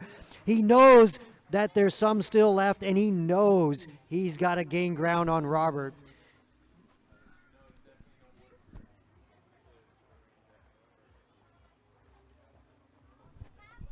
Es fängt hier jetzt an, etwas stärker zu regnen. Nichtsdestotrotz, die Zuseher, die sind immer noch mit dabei und da steigt jetzt nochmal die Spannung. Zweiter Sprung, die Weite 64,9 Meter, 64.9 meters, 9 meters for his second attempt. Dorian Llewellyn now on his way for the third and last attempt at the jump event. Yeah, 64.9, awesome jump. Raining out there, probably visibility not great, but he's got his bubble on. He's going to continue. He's not going to back off. He wants the course record. We don't have a headwind. That might be hard to get the 68 here, but he needs to be up there. 65 would be nice to gain on Robert. Definitely pushing, keeping some speed up, digging to the bottom. And gets his legs.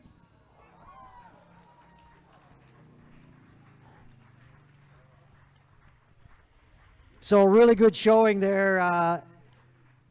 Definitely going to be down to the trick event. Always coming down when you love it when the event comes down to the last event. Dorian here on his setup. Good dig into the bottom. Doesn't quite get the speed. Maybe a little bit early in the bottom. Didn't get all the pull that he wanted to try to push 65.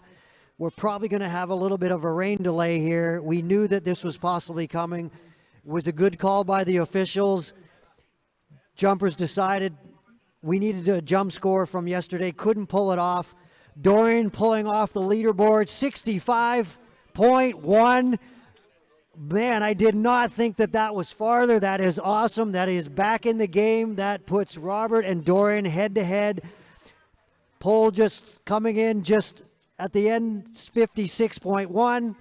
Carlo right in there, 59.9. Some really, really good jump showing here today. And it's going to come down to the trick event. 65,1 Meter für Dorian bei ihm, seinem dritten Versuch. Das schafft eine ganz, ganz neue Situation hier. Das wird ein Head-to-Head-Duell zwischen Rob und Dorian. As you said, it's going to be a head-to-head competition now in the trick event. Now we're back here in the Athletes Lounge. You can see it started to rain and the spectators and the crowd are trying to seek some protection here under that big Red Bull blow-up, Red Bull tent. They don't think that it's going to rain too long. It was going to be a quick one, and we'll be right back.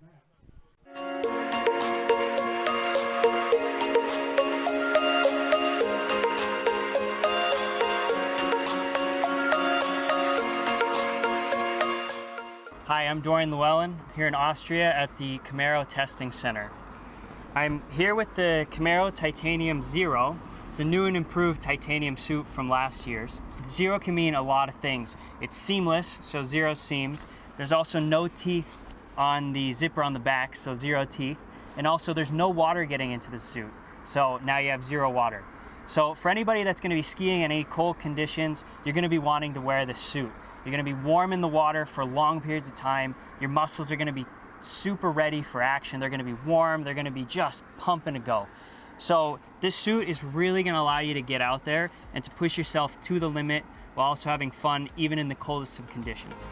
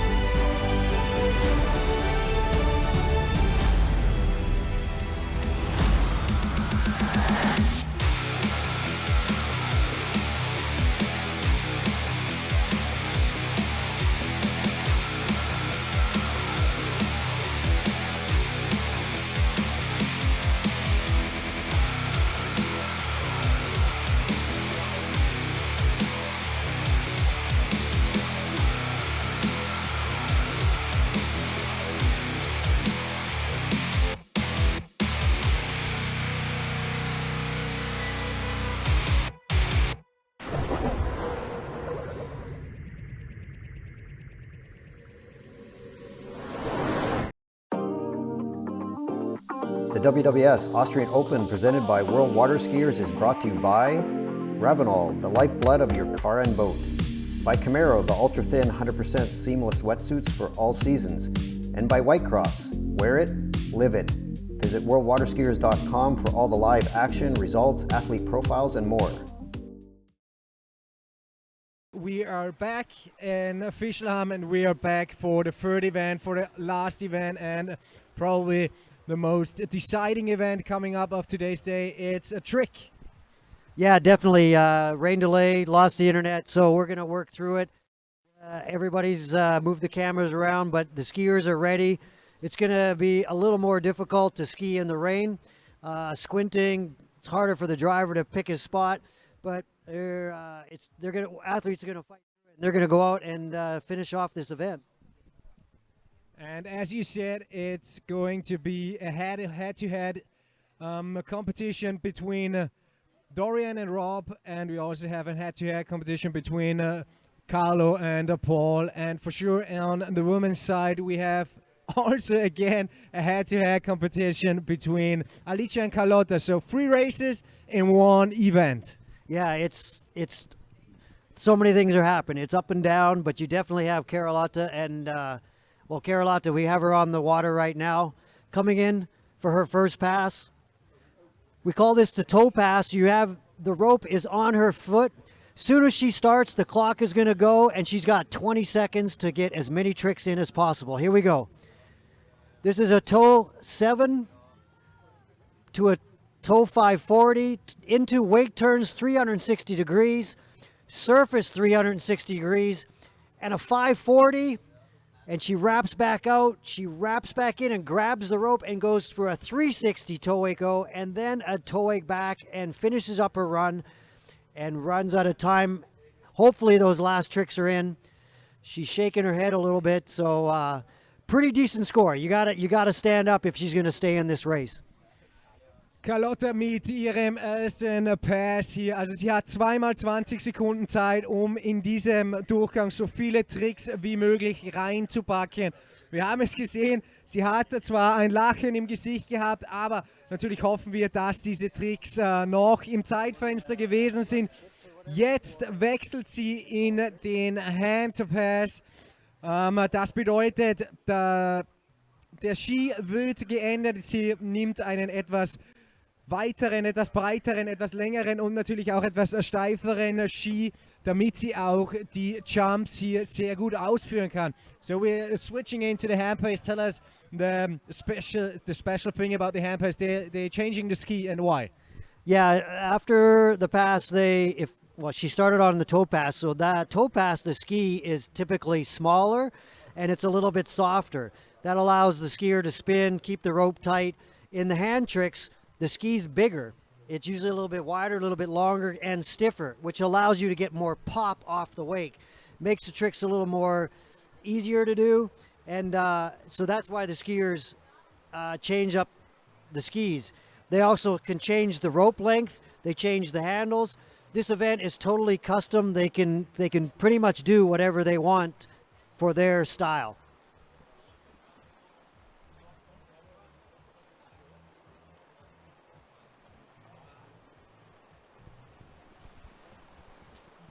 Leider der Regen, der wird jetzt wieder stärker. Carlotta im Wasser.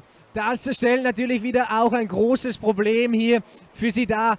Natürlich, sie verliert hier etwas den Überblick. Die Konturen im Wasser sind jetzt ganz, ganz schwer zu erkennen. Auch natürlich für den Bootsfahrer. Der muss auch genau schauen, wo er seinen Peilpunkt hat. Aber wir sind gespannt, sie wird das Beste aus dieser Situation machen. It's gonna get a little bit tricky here with the upcoming strong getting rain here for Carlotta. Yeah, the weather report says that it's not really going to break. It's definitely tough, and some skiers are going to get a little bit heavier than others. We are outdoor sport. Typically, you wouldn't be able to ski in this, and because we're in the trick event, we're going to move right through it. She's going to be squinting, going through these step overs. She wraps for a 360-degree step to some wake back-to-backs, 360 degrees, into a big 540, to the reverse 540. Oh, and almost has a problem there and recovers and tries to get in a big ski line back. Runs out of time at the end. Little bobble in the middle, but a pretty good, solid 2 passes. Und trotzdem Regen hier. Wir werden auch wieder nicht müde. Wir applaudieren für die Athletinnen und für die Athleten. Carlotta's erster trick. Those 2 passes are done for her. Yeah, in the first round, yesterday she had a 27.10 in her first pass and 15.30 with a total of 42. I think she's going to be right around that. She had a little bit of bobble in the middle of her run. Right here, she's looking good and solid. These are 360 over the wake, 360s on the surface to a big 540, looking for total air under the whole ski, to a reverse, and she lost a lot of time right here on the second, and that last ski line might be out of time. So that is a big trick to lose at the end, which is 350 points. So her score might go down from yesterday, but 3 solid overall scores from each event, and that will put pressure on Alice to not bobble and put in a solid score. But it leaves the door open for Alice because she didn't nail that run. She left the door open. It's very, very special here, and Alice is going for her chance and probably taking the chance here. Also, Alice, die nächste, die auf dem Boot steht. Alles offen hier noch bei diesem dritten und letzten Event der Damen. Yeah, you see all these athletes. I think almost everybody's wearing Camaro wetsuits. They're the best wetsuits on the planet. They're like a second skin. You don't even notice it, and it doesn't reduce your performance. So you're going to see a lot of the athletes wearing those. And they're a great sponsor of the event, so we're proud to be affiliated with them. And I've been a sponsor in Brita for many, many years, and they're always innovative, and they've came out with new suits that with a seamless zip that does zero zip that doesn't allow any water in. So awesome. But anyway, back to the water, and here comes Alice, 3 years old, coming in on her toe pass with a big toe 7 to start.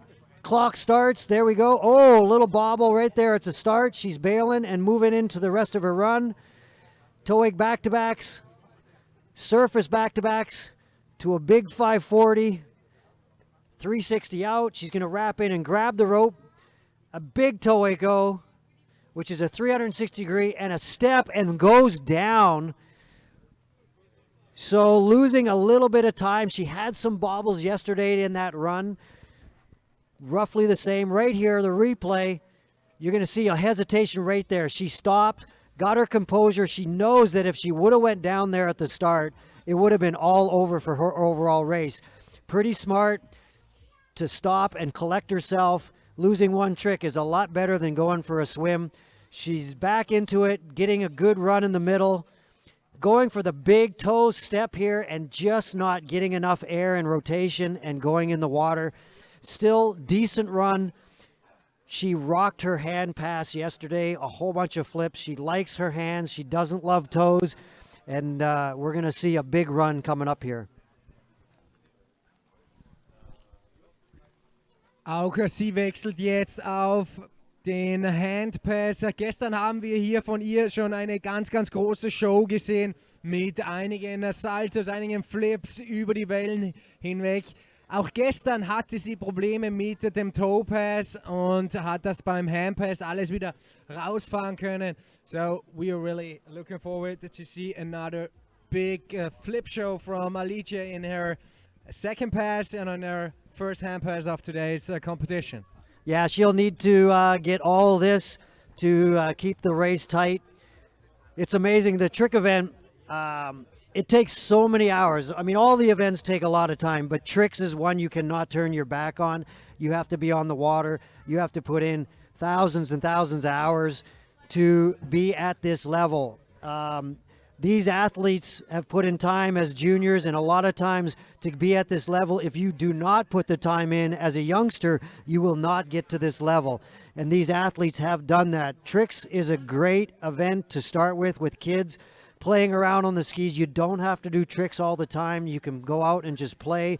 You can ride a wakeboard. You can wake skate. Just get your balance. But it is the basis for all the events, and it is so important to put in the time, and these athletes have done that. So here comes Alice on her second pass. She's going to need to rock this pass. Starting with a few easy tricks at the start, 540. Bailed on that was going to be a 540 to the back. She did a wake-o, but now clearly into her flips. 2 back flip rotations to a back to front, and oh no, going down on her third flip, and that is going to be tough for the overall race, and she might have just handed Carlotta the third place or the second place title. Leider beim dritten Flip, da ist sie gestürzt und hat hier wahrscheinlich für ihr eigenes Resultat die Vordertür zugeknallt und den zweiten Platz für Carlotta aufgemacht. Leider mit diesem Crash, aber wie gesagt, alles kann hier passieren. The race is still open, everything can happen here. It's an outdoor sport. Unfortunately for Alice, crashing here on a third flip, but good for, on the other side, good for Carlotta, then she might grab the second place here. Yeah, I think she definitely has. We'll wait for the official scores to come out. With the rain and everything, computers are down, so we don't have all those numbers right now, but clearly Alice needed most of her flips. You're allowed to do 6 flips in your run, and she only got into the third one, and flips are very high point value, and when you miss a couple, it's going to hurt your run. And even though Alice's hand pass was a much harder run, she went down, but Carlotta did an easier run but got through it, and that is going to pay off today.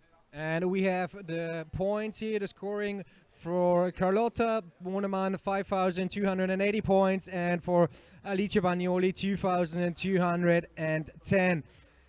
Das Scoring ist da reingekommen und da eben liegt Carlotta Bornemann in Führung mit 5.280 Punkten und Alice Bagnoli eben aufgrund ihres Sturzes beim dritten Flip, beim zweiten Pass mit 3.880. Sorry, they changed it was the scoring for the first pass, and now we have the overall scoring here. Sorry for that, 3.880 points now in total for Alice Bagnoli. Also 3.880 Punkte für die Dame aus Italien.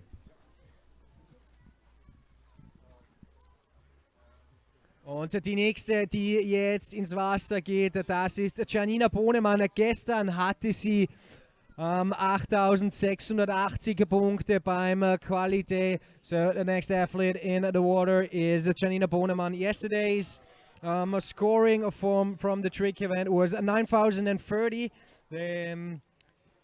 So the pressure is also high for her to get closer or to overstep that scoring from yesterday. So a really good run yesterday with Giannina. She's clearly walked away with the Austrian crown this weekend. Well, let me not jump. I might have just jinxed her, but this is a strong event for her. She tricked 9,030 yesterday. I don't know if she's going to take it too easy. I think she wants to break her record. She's capable of tricking 10,000 points. Her course record here is 93.80, and I think she's going to go for it today. The rain has backed off, and everything is good for her. We have the clock started. She's got a toe 7. You can see how fast she moves from trick to trick. She is so solid. She has spent so much time on this ski. Her balance is perfection. She's going for the huge toe line O there and a huge toe line back into the huge toe line back to back, and that is better than yesterday. Ein sehr solider, sehr starker erster Pass für Giannina Bornemann. Ihr Rekord hier auf dieser Strecke, der ist 9.380. Den hat sie 2020 aufgestellt. Die will den natürlich hier heute pulverisieren. Und der erste Pass, der war einiges dann besser schon als wie gestern. If you're watching on the replay, get your phone out, watch the replay. This is perfection. This is how you want to teach your kids how to ski. Up and over the line, perfect execution, up over the line on the 180.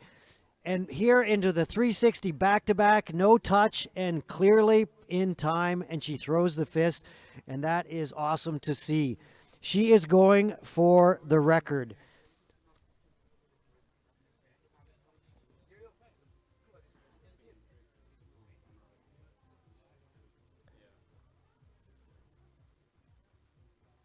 What's really nice about the trick event that you spend time balance when you're a young skier. The other events, you need a lot of power and you ride the ski, but you just don't excel as a youngster as much because of the power. As you grow, you get better in jump or tricks.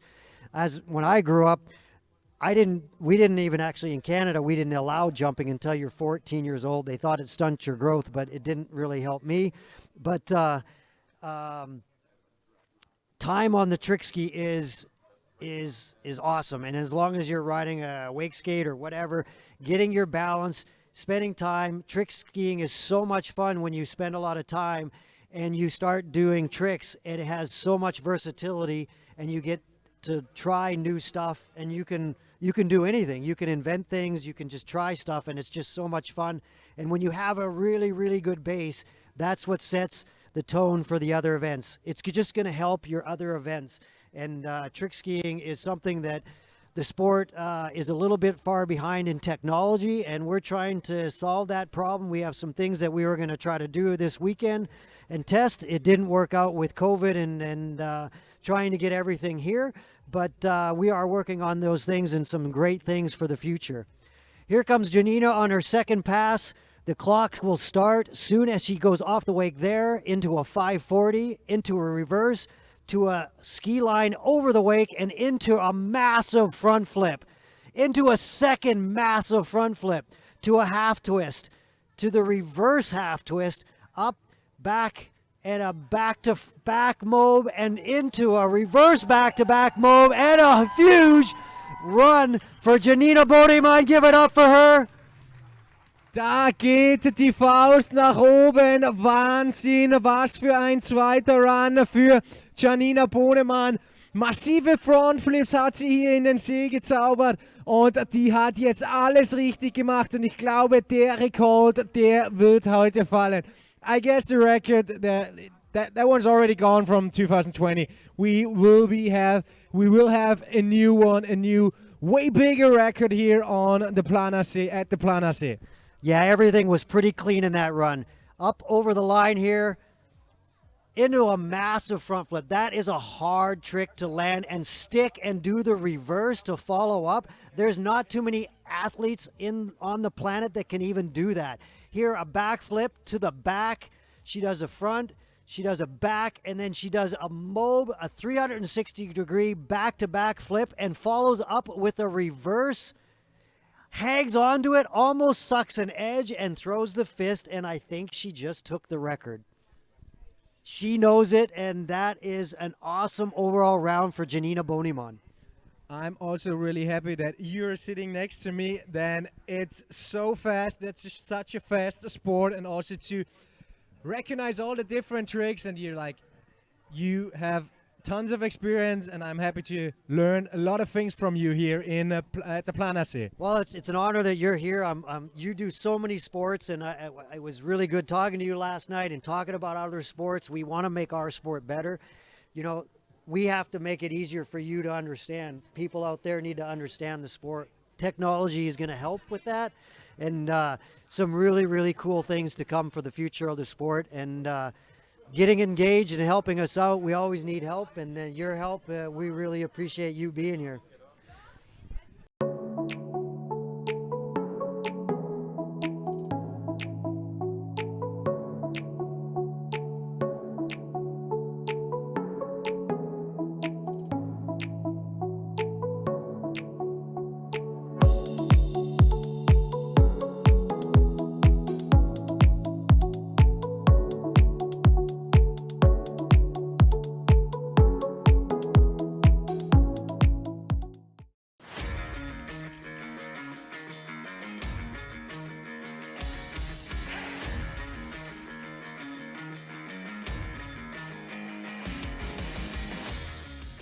Hi guys, I'm Dorian Llewellyn. I'm Janina Bonneman, and we're here today to present you the improved core vest. I brought you guys a demo vest to show you the new improved features of the core vest. Here you can see what it looks from the inside, the impact protection. We all know when we ski, sometimes the boat takes us and we fall on our rib cage. This is going to protect our rib cage. This protection will reduce the impact, the speed of the impact, so you're going to be more safe. Dorian, what do you think? Well, it's really awesome that this impact zone is going to be in all of these vests. It's going to allow you to go out there, push to your limits, and know that you're going to be that much safer when you hit the water. So go out there, get yourself one, and go chase some scores.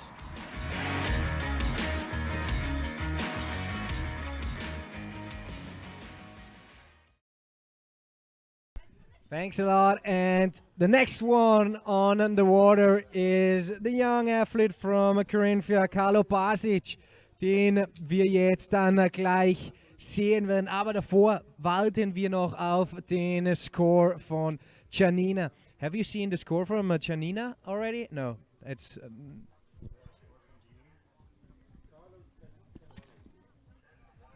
Carlos' score von gestern war 6,800. The score for Carlo from yesterday, from the big qualification day, was 6,800, and he already also starts his first pass with a toe pass. So we do have a score in for Janina. Is everybody ready for this? Janina broke 10,000 points. 10,180 points, a new course record for Janina Bodemann. That is awesome. Also nochmal kurz, der Rekord, der ist eingestellt worden. Der letzte Rekord war bei 9.380. Jetzt haben wir von Janina Bodemann 10.180 Punkte. So Carlo going through here, we're just watching the clock run out here. Oh, he did the same thing yesterday. Knows that the buzzer is coming quick, and he's trying to throw in the last couple tricks to get some extra points. He had a little bit of a bobble at the start of his run. He bailed on one of his tricks. Did something like Alicia did. She saved herself. Very smart. And you do not want to go down. And Carlo did that. There is a race for third and fourth. You see right here, and we missed the start, but pretty good moving through the tricks here. Or we're going to start here again. Just going through on the 5, moving for the tricks. Right here, this is where he bobbled. He bobbled right there. Didn't do the reverse back-to-back. Saved himself. Goes into the toe step. Little bit wet there. I don't know if he'll get that. Couple toe sides of the end, and he tried to whip this last trick, and that usually doesn't pay off in the trick event. But maybe he can make things up at the hand pass. Unfortunately, as you said, yesterday he had the same struggle with his last trick at the toe pass. But yeah, it's still open. He still have 20 seconds left to make things up for his mistake. Yeah, because this hand pass with the flips pays so much more than the toe pass, a lot of athletes do focus in on the hand pass. They have only so much time to put on the water, so they put extra time in the hands tricks, and you see that their hands are incredible. And then they struggle with the toes because you just don't put in enough time. And you can see that Carlo just struggled with his toe pass there. But to be up in the top ranked in the world, you need to have 2 solid toe and a hand pass.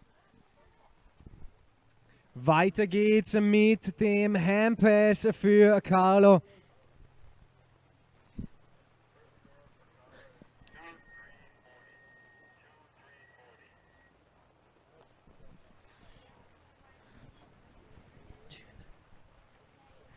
So yesterday, actually, Carlo picked up a little bit yesterday, 2,040 on that pass, and today he's 2,340. So he gained a couple hundred points. If he stands up his pass, he might be able to beat his personal best that he got yesterday, which would clearly help his overall score. You can see that the conditions are up and down from competitors. Carlotta had it absolutely miserable. Alicia got better, and now Carlo's getting a little bit of rain, so he's going to have to pull through this outdoor sport. He's going to have to suck it up. Ja, von Athleten zu Athleten, die Verhältnisse werden immer wieder anders. Carlotta hatte es wahrscheinlich am schlimmsten mit ganz, ganz starkem Regen, aber die Uhr, die läuft für Carlo. Clock is running for Carlo's second pass. So nails the front flip, big trick, into the rolls, back flip with a half twist, reverse half twist, really clean, goes for the inverted ski line back and a wig back to back, throwing all the tricks at the end. He's happy. That is awesome to see. A nice dismount there, a little crash, but he is pumped, and that is awesome to see. Wir sehen so viele Emotionen. We see tons of emotions here. Little recap. Yeah, starting with these huge back-to-back mob, followed up with a back-to-front to a huge front flip. Just a back roll, back flip to the back, and here comes the reverse. That is a super hard trick. Does a super high ski line, and then we got the garbage tricks at the end, throwing everything at it, and he throws the fist, and he's pumped, and then he eats it. That's awesome to see. Oh man, what an exciting sport. What phenomenal action from every single athlete here. And the next one coming up will be Paul with a score from yesterday, 8,080.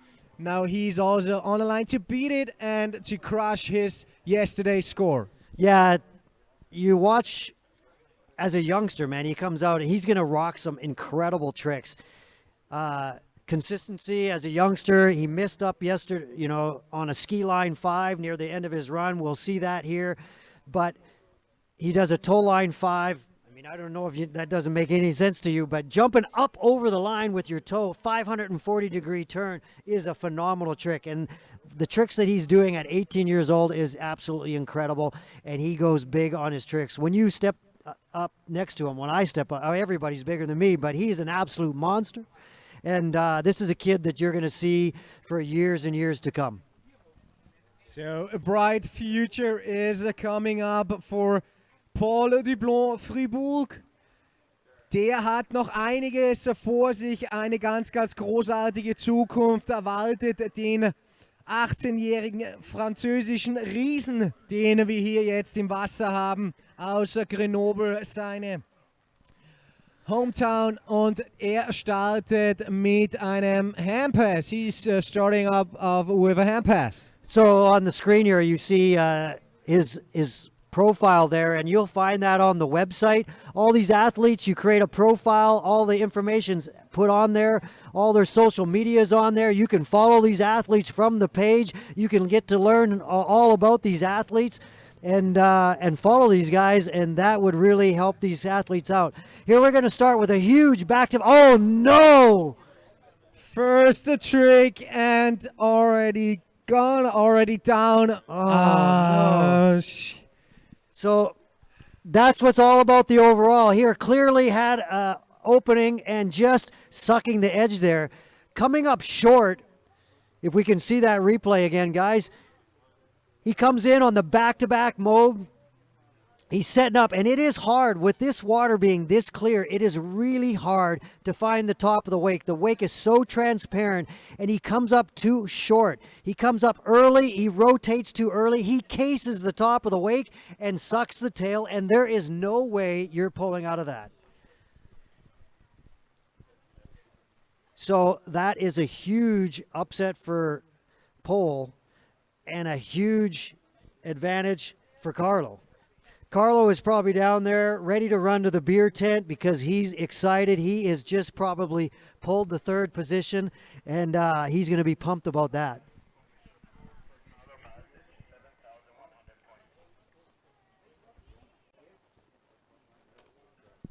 Wow, we just got a score in for Carlo. I think it's a personal best. 7,100 points. Carlo is clearly going to be on the podium this weekend. Congratulations, Carlo. Well done. awesome skiing this weekend.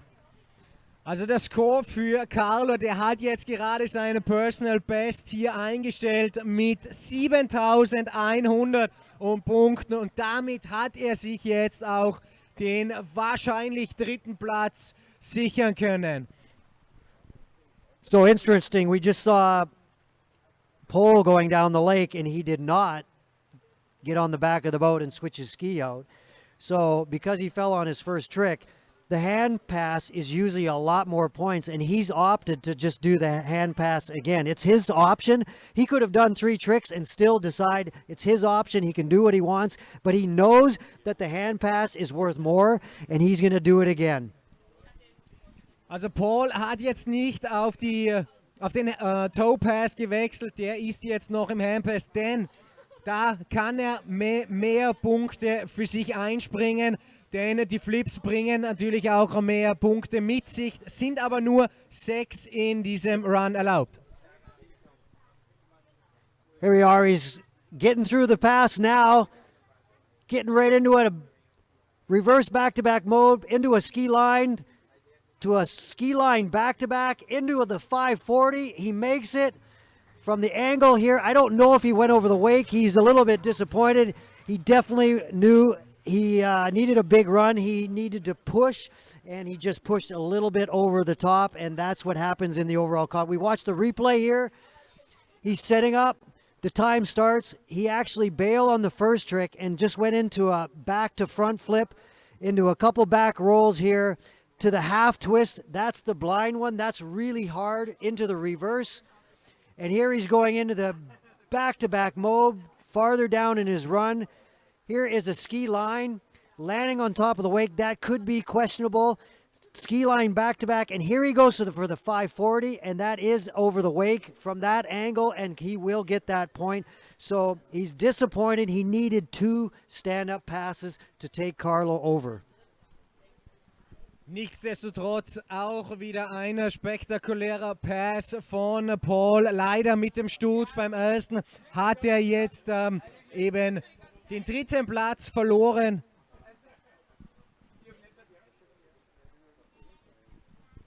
So this is where it's going to get interesting. Robert Hazelwood on the back of the boat. He's definitely English because it's not warm out here and he's got no wetsuit on. So he's used to this. It's raining. It is clearly good for him because it feels like he's in England, and he's ready to go. But this race is tight. And Robert needs to nail this run because Dorian can trick over 11,000 points. Robert needs everything.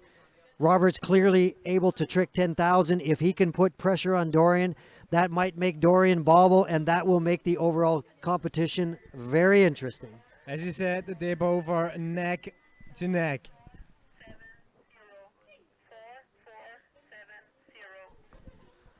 So just getting a score in for Pole. Not too bad for one pass, but clearly not what he wanted. Score coming in at 4,470. Der Score für Paul, der ist 4.470. Jared hat gesagt, nicht allzu schlecht für einen Pass, aber wenn er 2 solche durchgebracht hätte, dann würde das Endklassement ganz anders ausschauen. You can clearly see people at home, everybody watching, where athletes are sucking it up, going out skiing in the rain, but we really appreciate the tech guys, Tom and David in the back, and the crew here that are helping us out with the internet. It's crashed a few times, and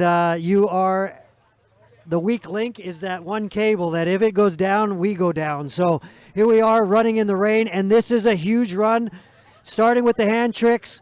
There goes the clock, back-to-back mode, reverse, clean as can be, into a huge front flip, nails it. Back flip to a back with a half twist, a back to front, into the ski lines, huge ski line O, back-to-back, and goes for the ski line 5. Missed that yesterday, and he nails it. Ein ganz starker erster Run für Rob Hazelwood. What an impressive first pass for Rob Hazelwood. Yesterday he tried the same thing, but this time he pretty much nails it. So he wants to be really clean and move trick to trick. He wants to get that last trick at the end of the run to put more points on the board. He's moving pretty quick here. He does not bobble too much. He nails that front flip. He goes into the back roll. He goes into a back flip with a half twist. That's the easy one. A back to front, and then to a huge ski line 360, into a back-to-back 360, and into the 540 over the wake. He nails it, and maybe that stuff at the end is out of time, but he's shrugging his shoulders a little bit. He wanted probably that extra garbage stuff at the end that will clearly push pressure on Dorian. But he still have a second pass, so everything can happen in the second pass. He can like really wins it, or unfortunately also loses it on his second pass. Yeah, of the events, tricks is the one that you just basically, if you want to put the pressure or you want a big score, you got to throw the hammer down. There's no holding back, and he's just got to go for it. And he's got to put the pressure on Dorian. He knows that Dorian's got big run, and that was an awesome run, and there's a lot of pressure on these athletes to just lay it on the line.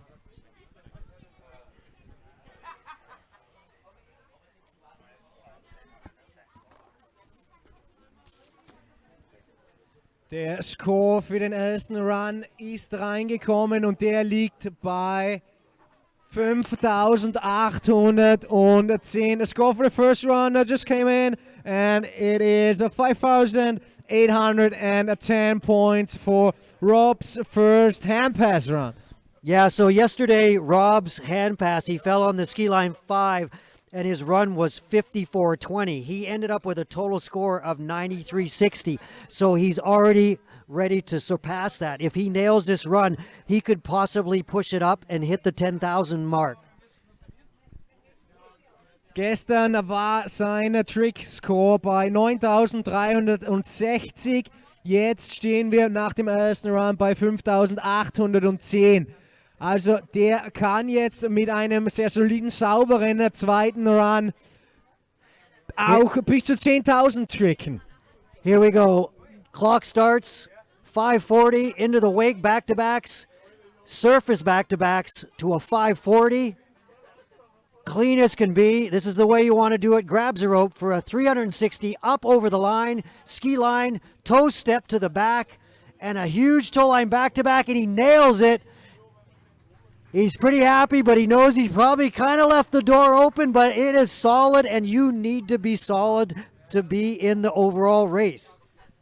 So, and it all comes down to two last runs, and those two last runs are Dorian's trick passes. So everything is still open. What a tough race. It is, it is. This is what we like. Down to the wire. Last run. Rob is a clean trick skier. He is a superb slalom skier. Great jumper. Tricks is, everybody's got a weak event. And Rob is clearly a great trick skier, you know. And the battle in a month or so, in October at the World Championships, there's going to be so many skiers going at it. So here we have the leaderboard. Well, we don't have the full score in, but we're waiting on Rob's second pass. But Carlo is probably going to be sitting in second place with a 7,190. Pole with a 44.70, and I'm sure Rob is going to be almost at the 10,000 mark. He's got a 58.10, and we're just waiting on that score. Also derzeit nach Robs Runs haben wir Carlo in derzeitiger Führung mit 7.091. Das wird sich aber ändern und der Paul ist bei 4.470. Robs erster Run war bei 5.810 und der Score ist reingekommen. 9.880 in total points for Rob, 9,880 points. Yeah, so we knew that Rob was going to jump to the head of the leaderboard there. Just shy of the 10,000 mark. 9,880, an awesome run, and it is down to the wire. It is down to Dorian putting two stand-up passes together in the rain. Again, the rain picked up a little bit in the last 5 minutes, so it's also going to be a tough one for Dorian.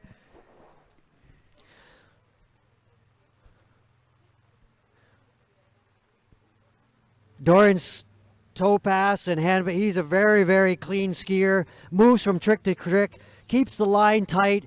540 to the toe wake back-to-backs here, surface back-to-backs, moving very quick. 540, wrap in 360, outside the wake to the huge toe line O, step to the back-to-back, huge back-to-back with a slide and a huge toe wake front, almost sucks the edge. He knew it, shaking his hand there, shaking it off, but a stand-up pass, that's what he needed.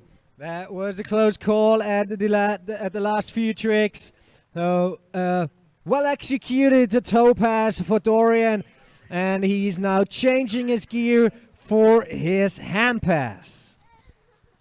So a really good pass, solid. Good to get that one off the chest, get the jitters out. Standing on the dock, it's the worst place to be. Your heart's just pumping. Actually, once you get out there and you start skiing and you get into the groove, everything starts flowing, and when you start nailing your tricks, you get a really good vibe, and that's what Dorian needs for the second pass. Everything plays together, goes hand in hand here on the trick competition. The last pass of this year's Austrian battle here in Fischlham, and it is like I'm pretty excited because this is really unique for me. I've never finished a big event or a pro event with the trick as the final, and it's pretty awesome because it's just different.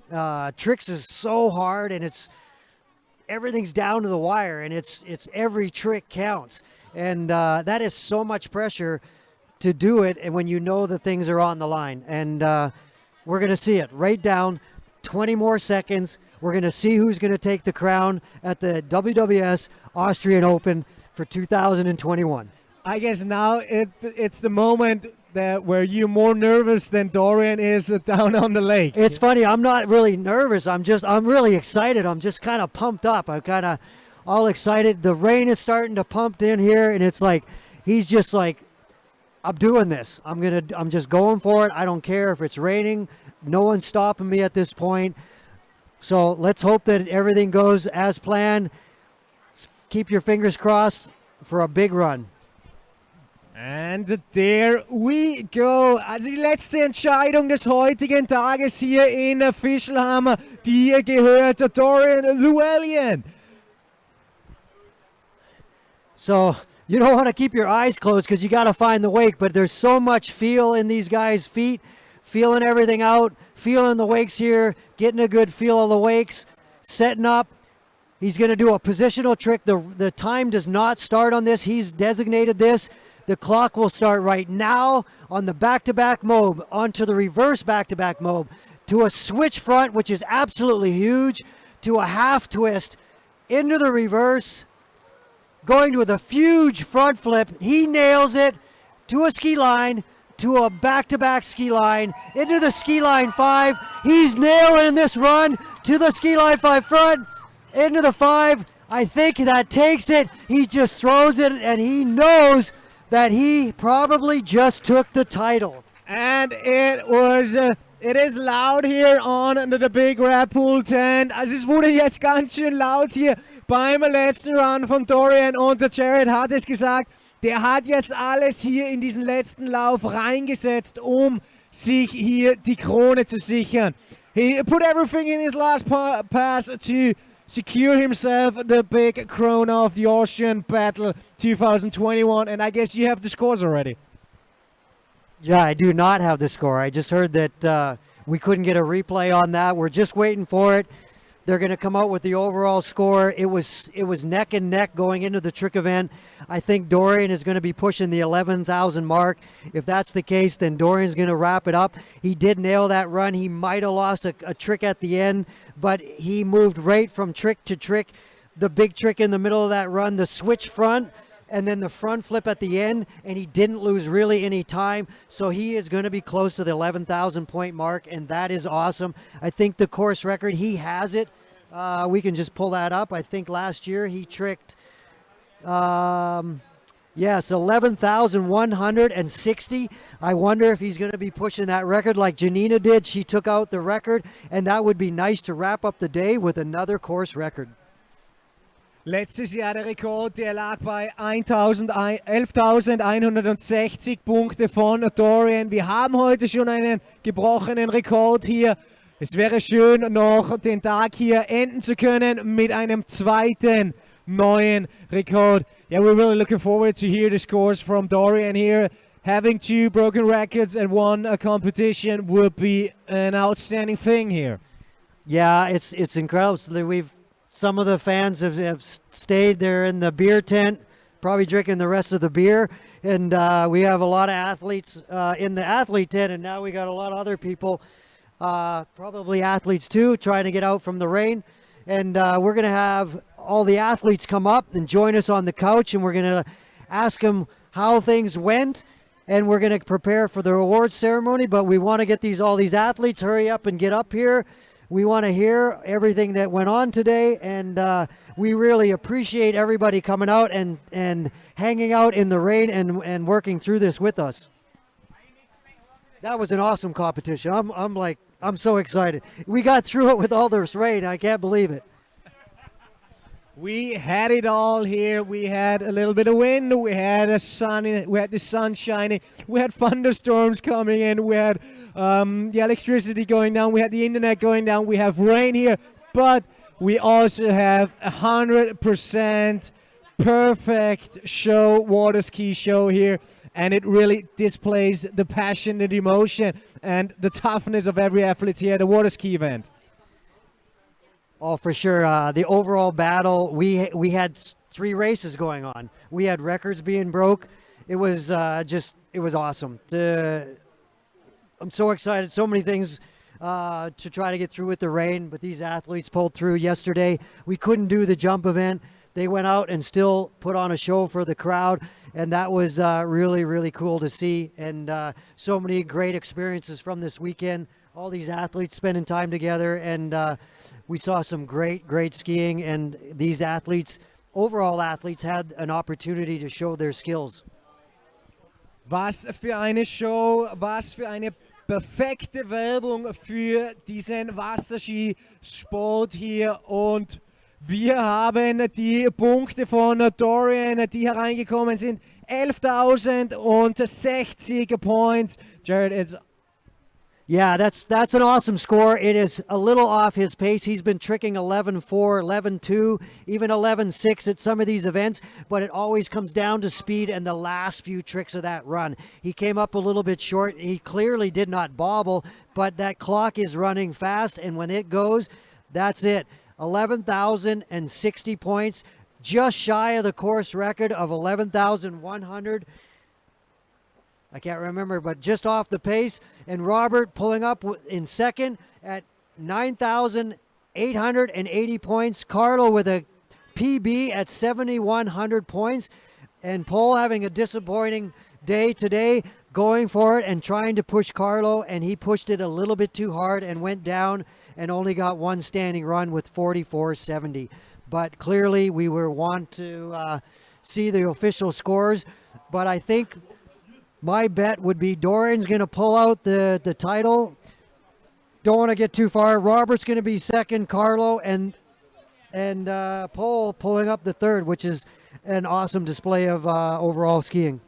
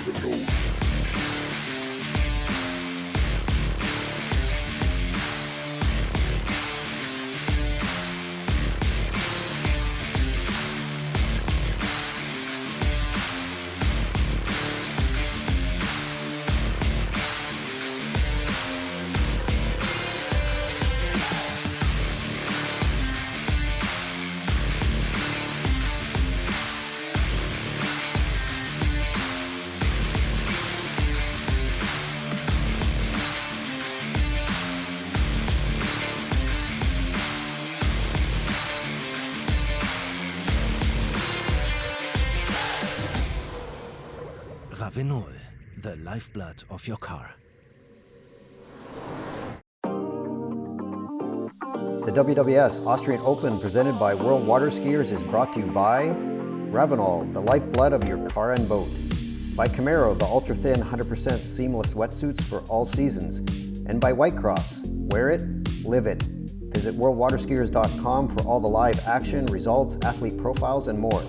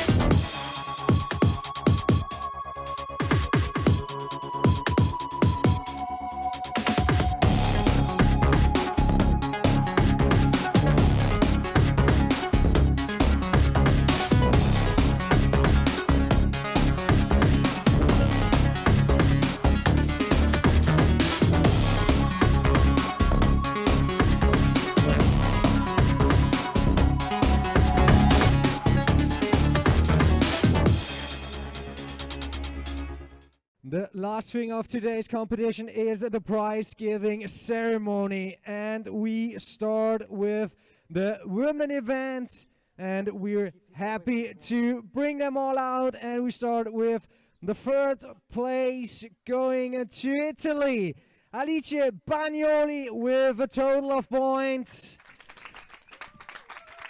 2,092.12 points for Alice Bagnoli. Second place, and like we said, a silver medal going into Germany, Carlotta Bonemann with a total of points 2,160.85. And a winner and taking home the Austrian battle crown, also from Germany, Janina Bonemann with a total of points 2,978.26.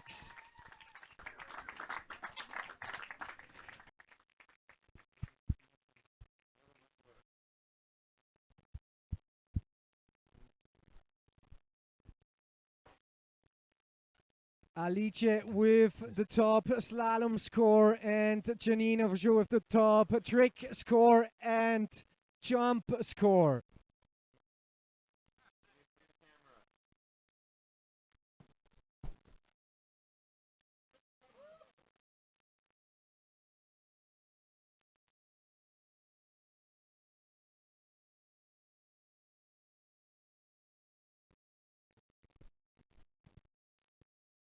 Give a big hand for the athletes, women athletes of the 2021 Austrian Water Ski Open.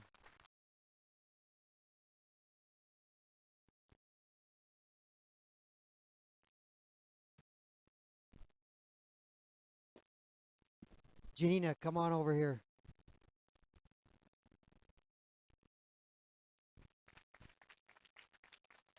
Janina, unbelievable skiing, solid in all three rounds, and setting another course record. How do you feel about the event? It was awesome. I love the format of the event, like to go everything back to back. It just gives it a little bit of excitement, or more excitement than usual. Usually you have it spread out over a few days, and now it's just like on one day everything, and you just gotta stay up on your game and keep like your head cool and just do what you do every day. Awesome skiing. Congratulations. Good luck at the World Championships in a month. You're going to do awesome. So thank you for coming, and congrats. The applause for the winner of the female competition, and we move on with the male competition. 4 place going to France with a total of points 1,978.72. Paul Dublon, Fribourg.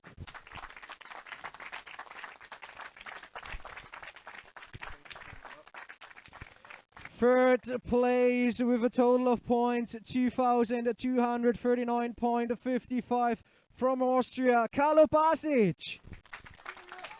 Test.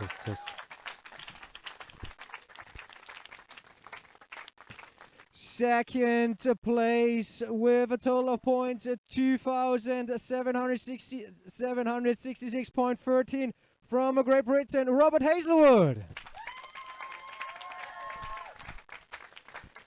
And the winner and taking home again the crown of the Austrian Water Ski Open with a total of points 2,845.45, Dorian Llewellyn.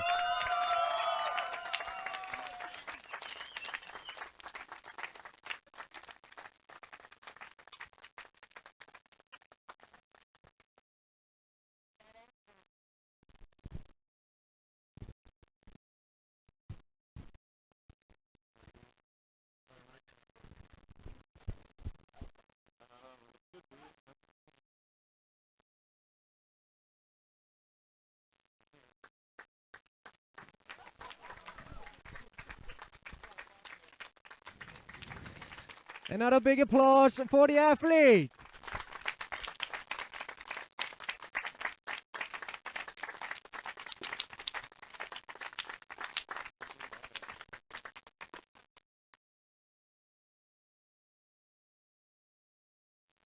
So great skiing, Dorian, taking out the overall title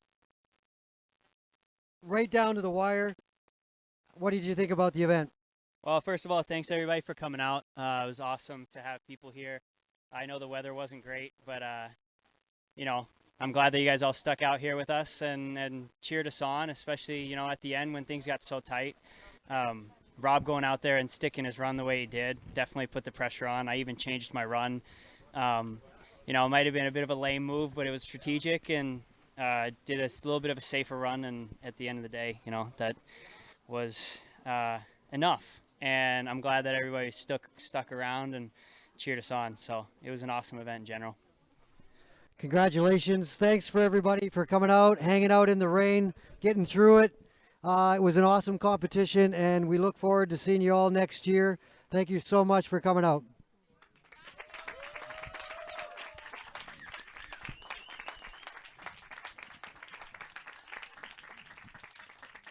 So, Robert, really good competition. Great slalom performance. Overall, just that's a little wet. Came right down to the wire. It was odd just for me. I've never seen the trick event finish it out. Usually you see the jumpers go out and right down to the wire. Yeah, I think it was an interesting way of doing it. Like you said, it always ends up in jump. And yeah, it was a great day. It was good to be kind of close. Obviously, Dorian's kind of the favourite coming into it with the tricks and the jump, but I was happy to put out a good slalom. And then I was happy with my jump, but yeah, finishing on tricks was a nervous one. It's kind of my event that's the least consistent. But on your face, you like on jumping, you were like whacking your leg. You're like, oh, you was like right there. Yeah, it felt like jump was close. A little bit of a different view here than I'm kind of used to. I don't know why. I normally get used to it pretty quick. The jump felt amazing. I just couldn't quite get enough in the course today to put up the distance that I wanted to put a little bit more pressure on the trick event. But yeah, I got to come away happy. I mean, happy with my slalom. Jump was, but tricks. To miss the reverse landing and still be able to trick 98 was a good day for me. Well, you have to also talk about, you like on your second jump, your sling started to come apart, which, you know, I guess is still a lesson to everybody. I have this all the time. You got to check your equipment, make sure that everything's good, because that is super scary. And the fact that you still went over on those last two, knowing that it wasn't 100%, I mean, that's pretty unreal. Yeah, I really didn't want to lose. I was like, if it goes, I just lent it all more, ready for it to pop. But no, yeah, equipment malfunctions suck, but I let myself get into the situation of not checking it. So I was like, right, I'm here. I've driven however long, 2,000 kilometers. That's a bit much. All the way over here. I wasn't just gonna head in and be done. So got to deal with it. It can happen to anyone. It can happen any day. So yeah, it was a little nerve-wracking. Where are you guys going from here? I am going home. We've got nationals back home. Driving back home. We're gonna do a little bit of touristing tomorrow in Vienna, and then yeah, driving back home, and then off to America a week later. Yeah, going to the U.S. Open. No US Open for me this year. Yeah, I'll be going to the US Open. Where's that? In Wilmington, Illinois, just an hour or so outside of Chicago. But yeah, I mean, back to the tournament, I just thought going into this, Rob went off the dock at 35. Here's Rob. Walk you through that. Yeah, you want to take this over? How'd you feel? Yeah, the old jump. I assume this is my last one. Felt good, just not quite enough in the course. I think the spring there was from actually my sling letting me go a little bit. I got a nice bit of kick on it. Yeah, I mean, I kept kind of panicking a little bit. I calmed down a little bit on the last one. I think that's where it was my biggest. But I kept panicking before the turn and just slowing down too much, getting a little bit too early, so I couldn't finish off with my feet. But no, I mean, it gives me some confidence to be able to go out there and go 60 in a new site, but I just gotta push it, gotta be able to put out the 63, 64, so I can put pressure on old Dorian over there when Worlds comes around. Yeah, no, and this is definitely not the easiest place to jump.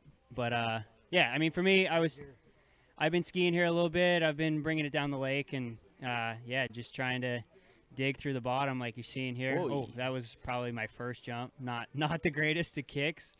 But yeah, no, I felt good here all week. I'm lucky to have the extra training. I've grown up jumping here and skiing here, so I was enjoying being back here and also giving back to all the kids. Janina and I were doing just a little bit of a camp for the past week, running things here, and you know, this is where I grew up skiing, so it's awesome to be back here, awesome to be giving back to these kids. Man, I really hope this isn't my 38. If we're gonna have to make me relive I was gonna this. say that was a little hard. But I honestly, this is my 38.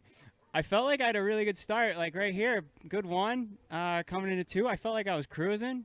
Had an all right 2, maybe a little hitch. Somebody told me I had a bad 3. Let's see. Yeah, a little bit, a little wheelie, but that was all right. And then here I totally safety turned. I don't know what I was doing, but I don't know. Shouldn't have panicked. And yeah, I guess I had that little extra reach. I can say that is the weirdest fall I've ever seen.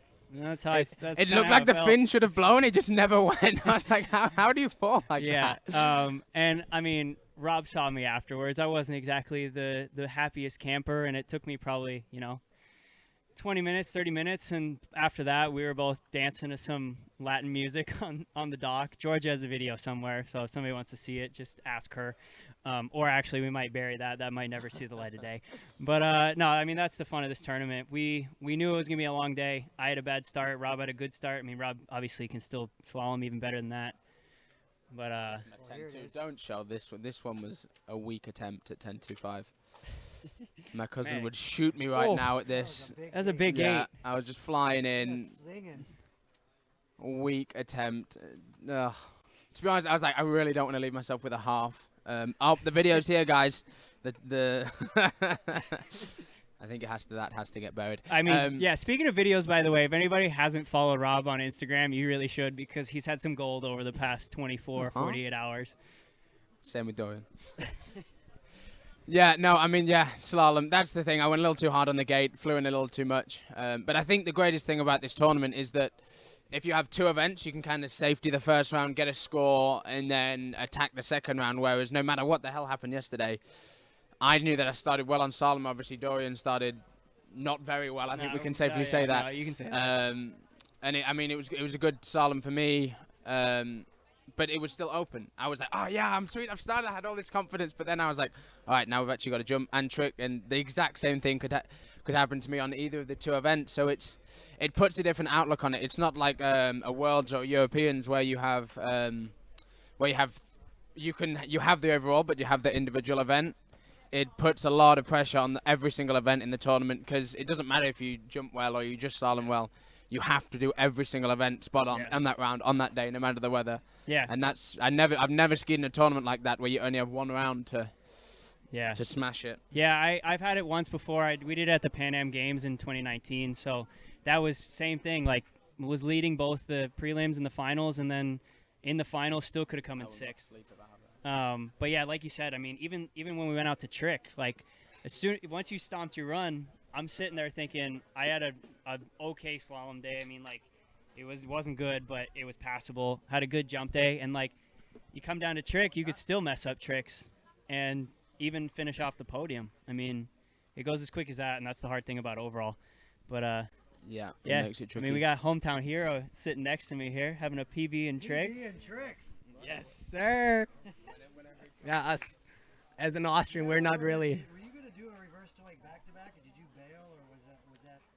It was definitely a lot of bailing. I also wanted to do a mob and a reverse, and I landed the first mob. I'm like, oh yeah, I'm gonna do reverse, and then I hesitated. And I was like, you know what? I'm just gonna do back to front. And I mean, I watched my video yesterday, and I was way faster than I thought. So I was like, hey, at the end, I need to squeeze in everything I can, because I need to trick 7,000 points to actually make somewhat of a push on Paul, and it worked out, and I'm stoked. Also, you were pretty clutch. Your front flip today was the best one that I've seen you do all week. So that's Big time moment. What happened? Tricks. In tricks? Yeah. Trick is trick, you know. That's some things that can happen. Let's stick in the front there. Yeah. The back landing was the most Yeah. impressive one of this. Back landing there. That was clean. I just like how my pink shorts look, honestly, right yeah. now. Also, hey, it must be said, Carlos coming off a big injury with I guess not necessarily an injury, but just like in general, having crashed at the Europeans, and to even come back for this tournament. I mean, he had some stiff days this week, and I saw first day he came out, he tricked out here and had a nice crash in tricks and on his hand run. So to even come up from that and to come out here to trick and to do everything, I mean, we all know how hard overall is and how big of a toll it puts on your body. To come back from a crash like that is huge. Here we go. Second run. Yeah. So explain to us what happened in the first run on the. You changed up your run here. Oh, you did a different one. You got to hold it close. Yeah, because I was not able to do a mob back to back the first time. Did you? Oh, nice. That was a good finish. Yeah. I'm not g- I mean, How about the other events? Like slalom went pretty good. And yeah, slalom that was good. Like I do what I do usually. In jump, I need to jump at 57 next time. yeah, Like 51 is a little bit hard to generate speed and everything. yeah. So and maybe jump at 6 too. You want to tell everybody what you won yesterday, though? Yes, I won the single event. Yeah. With 51, 5.5, so. get? No, Yeah. 57. No, 57. Yeah, for the single I was 57. Oh. And what did you get? What was your prize? $20. Pay for dinner. And rolling sushi. Yeah. Well, awesome. Congratulations, you guys. It was really awesome to see the fight. We had a couple fights going on, and it's the way the overall goes. And you guys got the World Championships. You got a whole bunch of World Championships coming up. Are you skiing in the Open as well? Normally, if the French Federation is like Allows you? yeah. Yeah. But normally I get the under 17, under 21, and after Open. Yeah. Well, yeah, it's good. So, good luck to everybody for the remaining of the season, and hopefully we'll have another event maybe at the end of the year, or we're looking for bigger and better things. And we tried a lot of different things here, and throwing out. I appreciate you guys going out yesterday when we canceled the event and you put on a show anyway. That's pretty cool, and just seeing you guys all hang out together was awesome, and it was just great. So. Good luck. Yeah, I think we all just want to say thank you very much to the Llewellyns and everyone behind it for putting the event on. It's pretty exciting for overall skiing.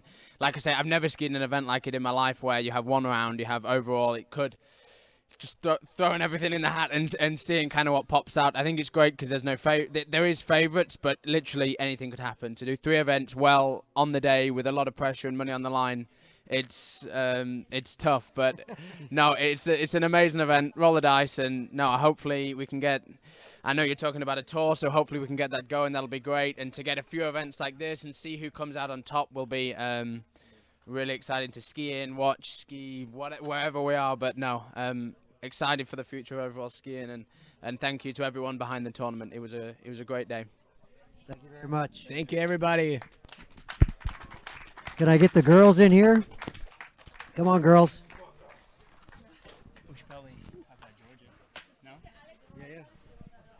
Georgia, come in here. Yes, come on here. You skied yesterday, so.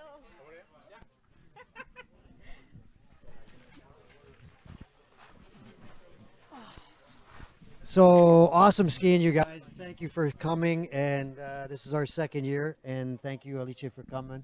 And you going out there and putting on a show, that was awesome. That was awesome. Yesterday. Yeah. I love that. You good. killed it. Yeah. First time at 5.5, I was just like, commit, it's so steep. But it was fine, and maybe once I jump a little bit further, then we'll up the ramp height for real. But until then, yeah. Yeah, Alicia, you had a really solid slalom run. It was awesome. Yeah, it was your strong event. And how did the event feel?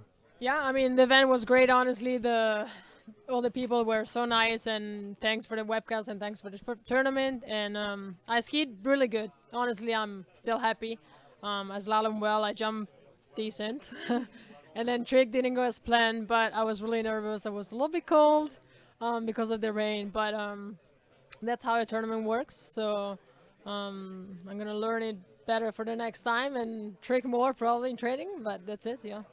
Well, when it's hard, you guys train so hard and you got so many events and you got to compete against specialists, but this is an opportunity for you guys to shine on your stage. And if you don't have a stage, then, you might put the trick ski in the closet or something like that. And you guys have just put so much time, and we want to help the sport, and that's what we're trying to do. We tried a lot of different things, but it's awesome that you guys came out. I just love the different competitions going on all levels. And it's not anybody's, it's not a for sure thing in overall. It never that's is. why I like overall, because you just never know what's gonna happen. You really need to give 100% in every discipline, and you see at the end. So it's a cool event. Yeah, Carolata, you had a great tournament, unreal. Put pressure on her. She had to go out there and I told the boys to see tricks at the end was really odd for me, and everyone going out there, because normally you throw down and jump. This is like you throw down and tricks, and that's hard. You gotta stand up. Yeah, it was really exciting. I did not expect to ski that great. I mean, in tricking, I was even struggling a little bit, but at the end, it was still really great, and I felt really good. And you have to mention, she only started skiing about 2 weeks ago, and I'm really proud of her to making the way out here and supporting the event, because I mean, it's always good to have one more skier on the dock and just have fun and hang out, and we had a great time. And thank you guys so much for putting on the event, and we're looking forward to another one in the States, hopefully. That's some rain. Oh yeah, she had the biggest. Yeah, it was up and down the whole event, but you definitely had downpour. That's like close your eyes and just feel your way through it. It was super fun though. Could you see anything there? I mean, you actually grabbed the rope there. Yeah, I saw stuff, but I saw the wakes. That was the best ski line back of the week. That's Yeah, true. and here's Alicia. Let's see this great run. You bailed on that. That was supposed to be a 5. Solid there. What happened here? You know that arm that I told you about on my mob that you told me, oh, that mob looks great. And I told you because it's that arm that I think about, just keep it close to me. Well, I did not think about it. That didn't happen. That happened, yeah. And I kept saying, I always found that when you first come here, how clear the wakes are. Were you having problems with the wake? No, the wakes were actually really nice for Mashcraft. Tends to have small wakes, but with the lake itself and the boat, it was really perfect. Janina going through a run here. This was pretty solid. 2 front flips. Good you nailed facial this one. expressions. I was a little worried you were off axis a little bit on that. I was like, whoa, and then you went straight into it. I was like, I gotta go straight in. I had no other chance. And I thought after my first 5 that I was wondering slow. about this second mob. Whoa! You were throwing the fist before you finished. I was like, oh, fist in the air and a slap on the back. That would not have been good, but Yeah. I made it, luckily. Yeah, no, that was awesome. That was really good to see. And Thank you guys for coming out. And Thanks for hosting the event. you know, last year was tough with Corona, and everybody's working through it, and we'll make it bigger and better. Yes, it's open to everybody, the platform and the sport. It's everybody get involved. You know, you can't do it alone. One-off tournaments don't work. That's what we think. You have to work together and build the sport back. And this is just a start. You know, all the events, we want to highlight all the events, not just overall. It's slalom, trick, jump event. They have jump events out there, and they have slalom events, but trickers don't have anything in overall skiers. So we're starting there, and we want to build it all back. So I'm excited for it. yeah, I'm pretty excited. There's some really cool things working in the background. Technology will help us, but today it didn't help us with the rain. I mean, when you lose your internet connection, it's bad. Yeah, You're done. your weak link is a cable. So no, it was great. Great battle. I was all excited. I'm kind of passionate about overall, but I'm a little biased. But yeah. True overall skier. Yeah, well, I just seeing you guys train so hard. You know, it's just so many hours. You know, I know how many hours you guys put in, and it's just you need an opportunity. You need a platform to shine, and this is what you guys do. Thank you. Yeah, awesome. Thank Great. you guys. All right, check out the website, see the page, share it on social media, and there will be photos and everything. But any event that's going on, always go to the page, find the page, and share that page. And all the clubs around the world, you can create your own page. It's all free, so get involved. See you next event.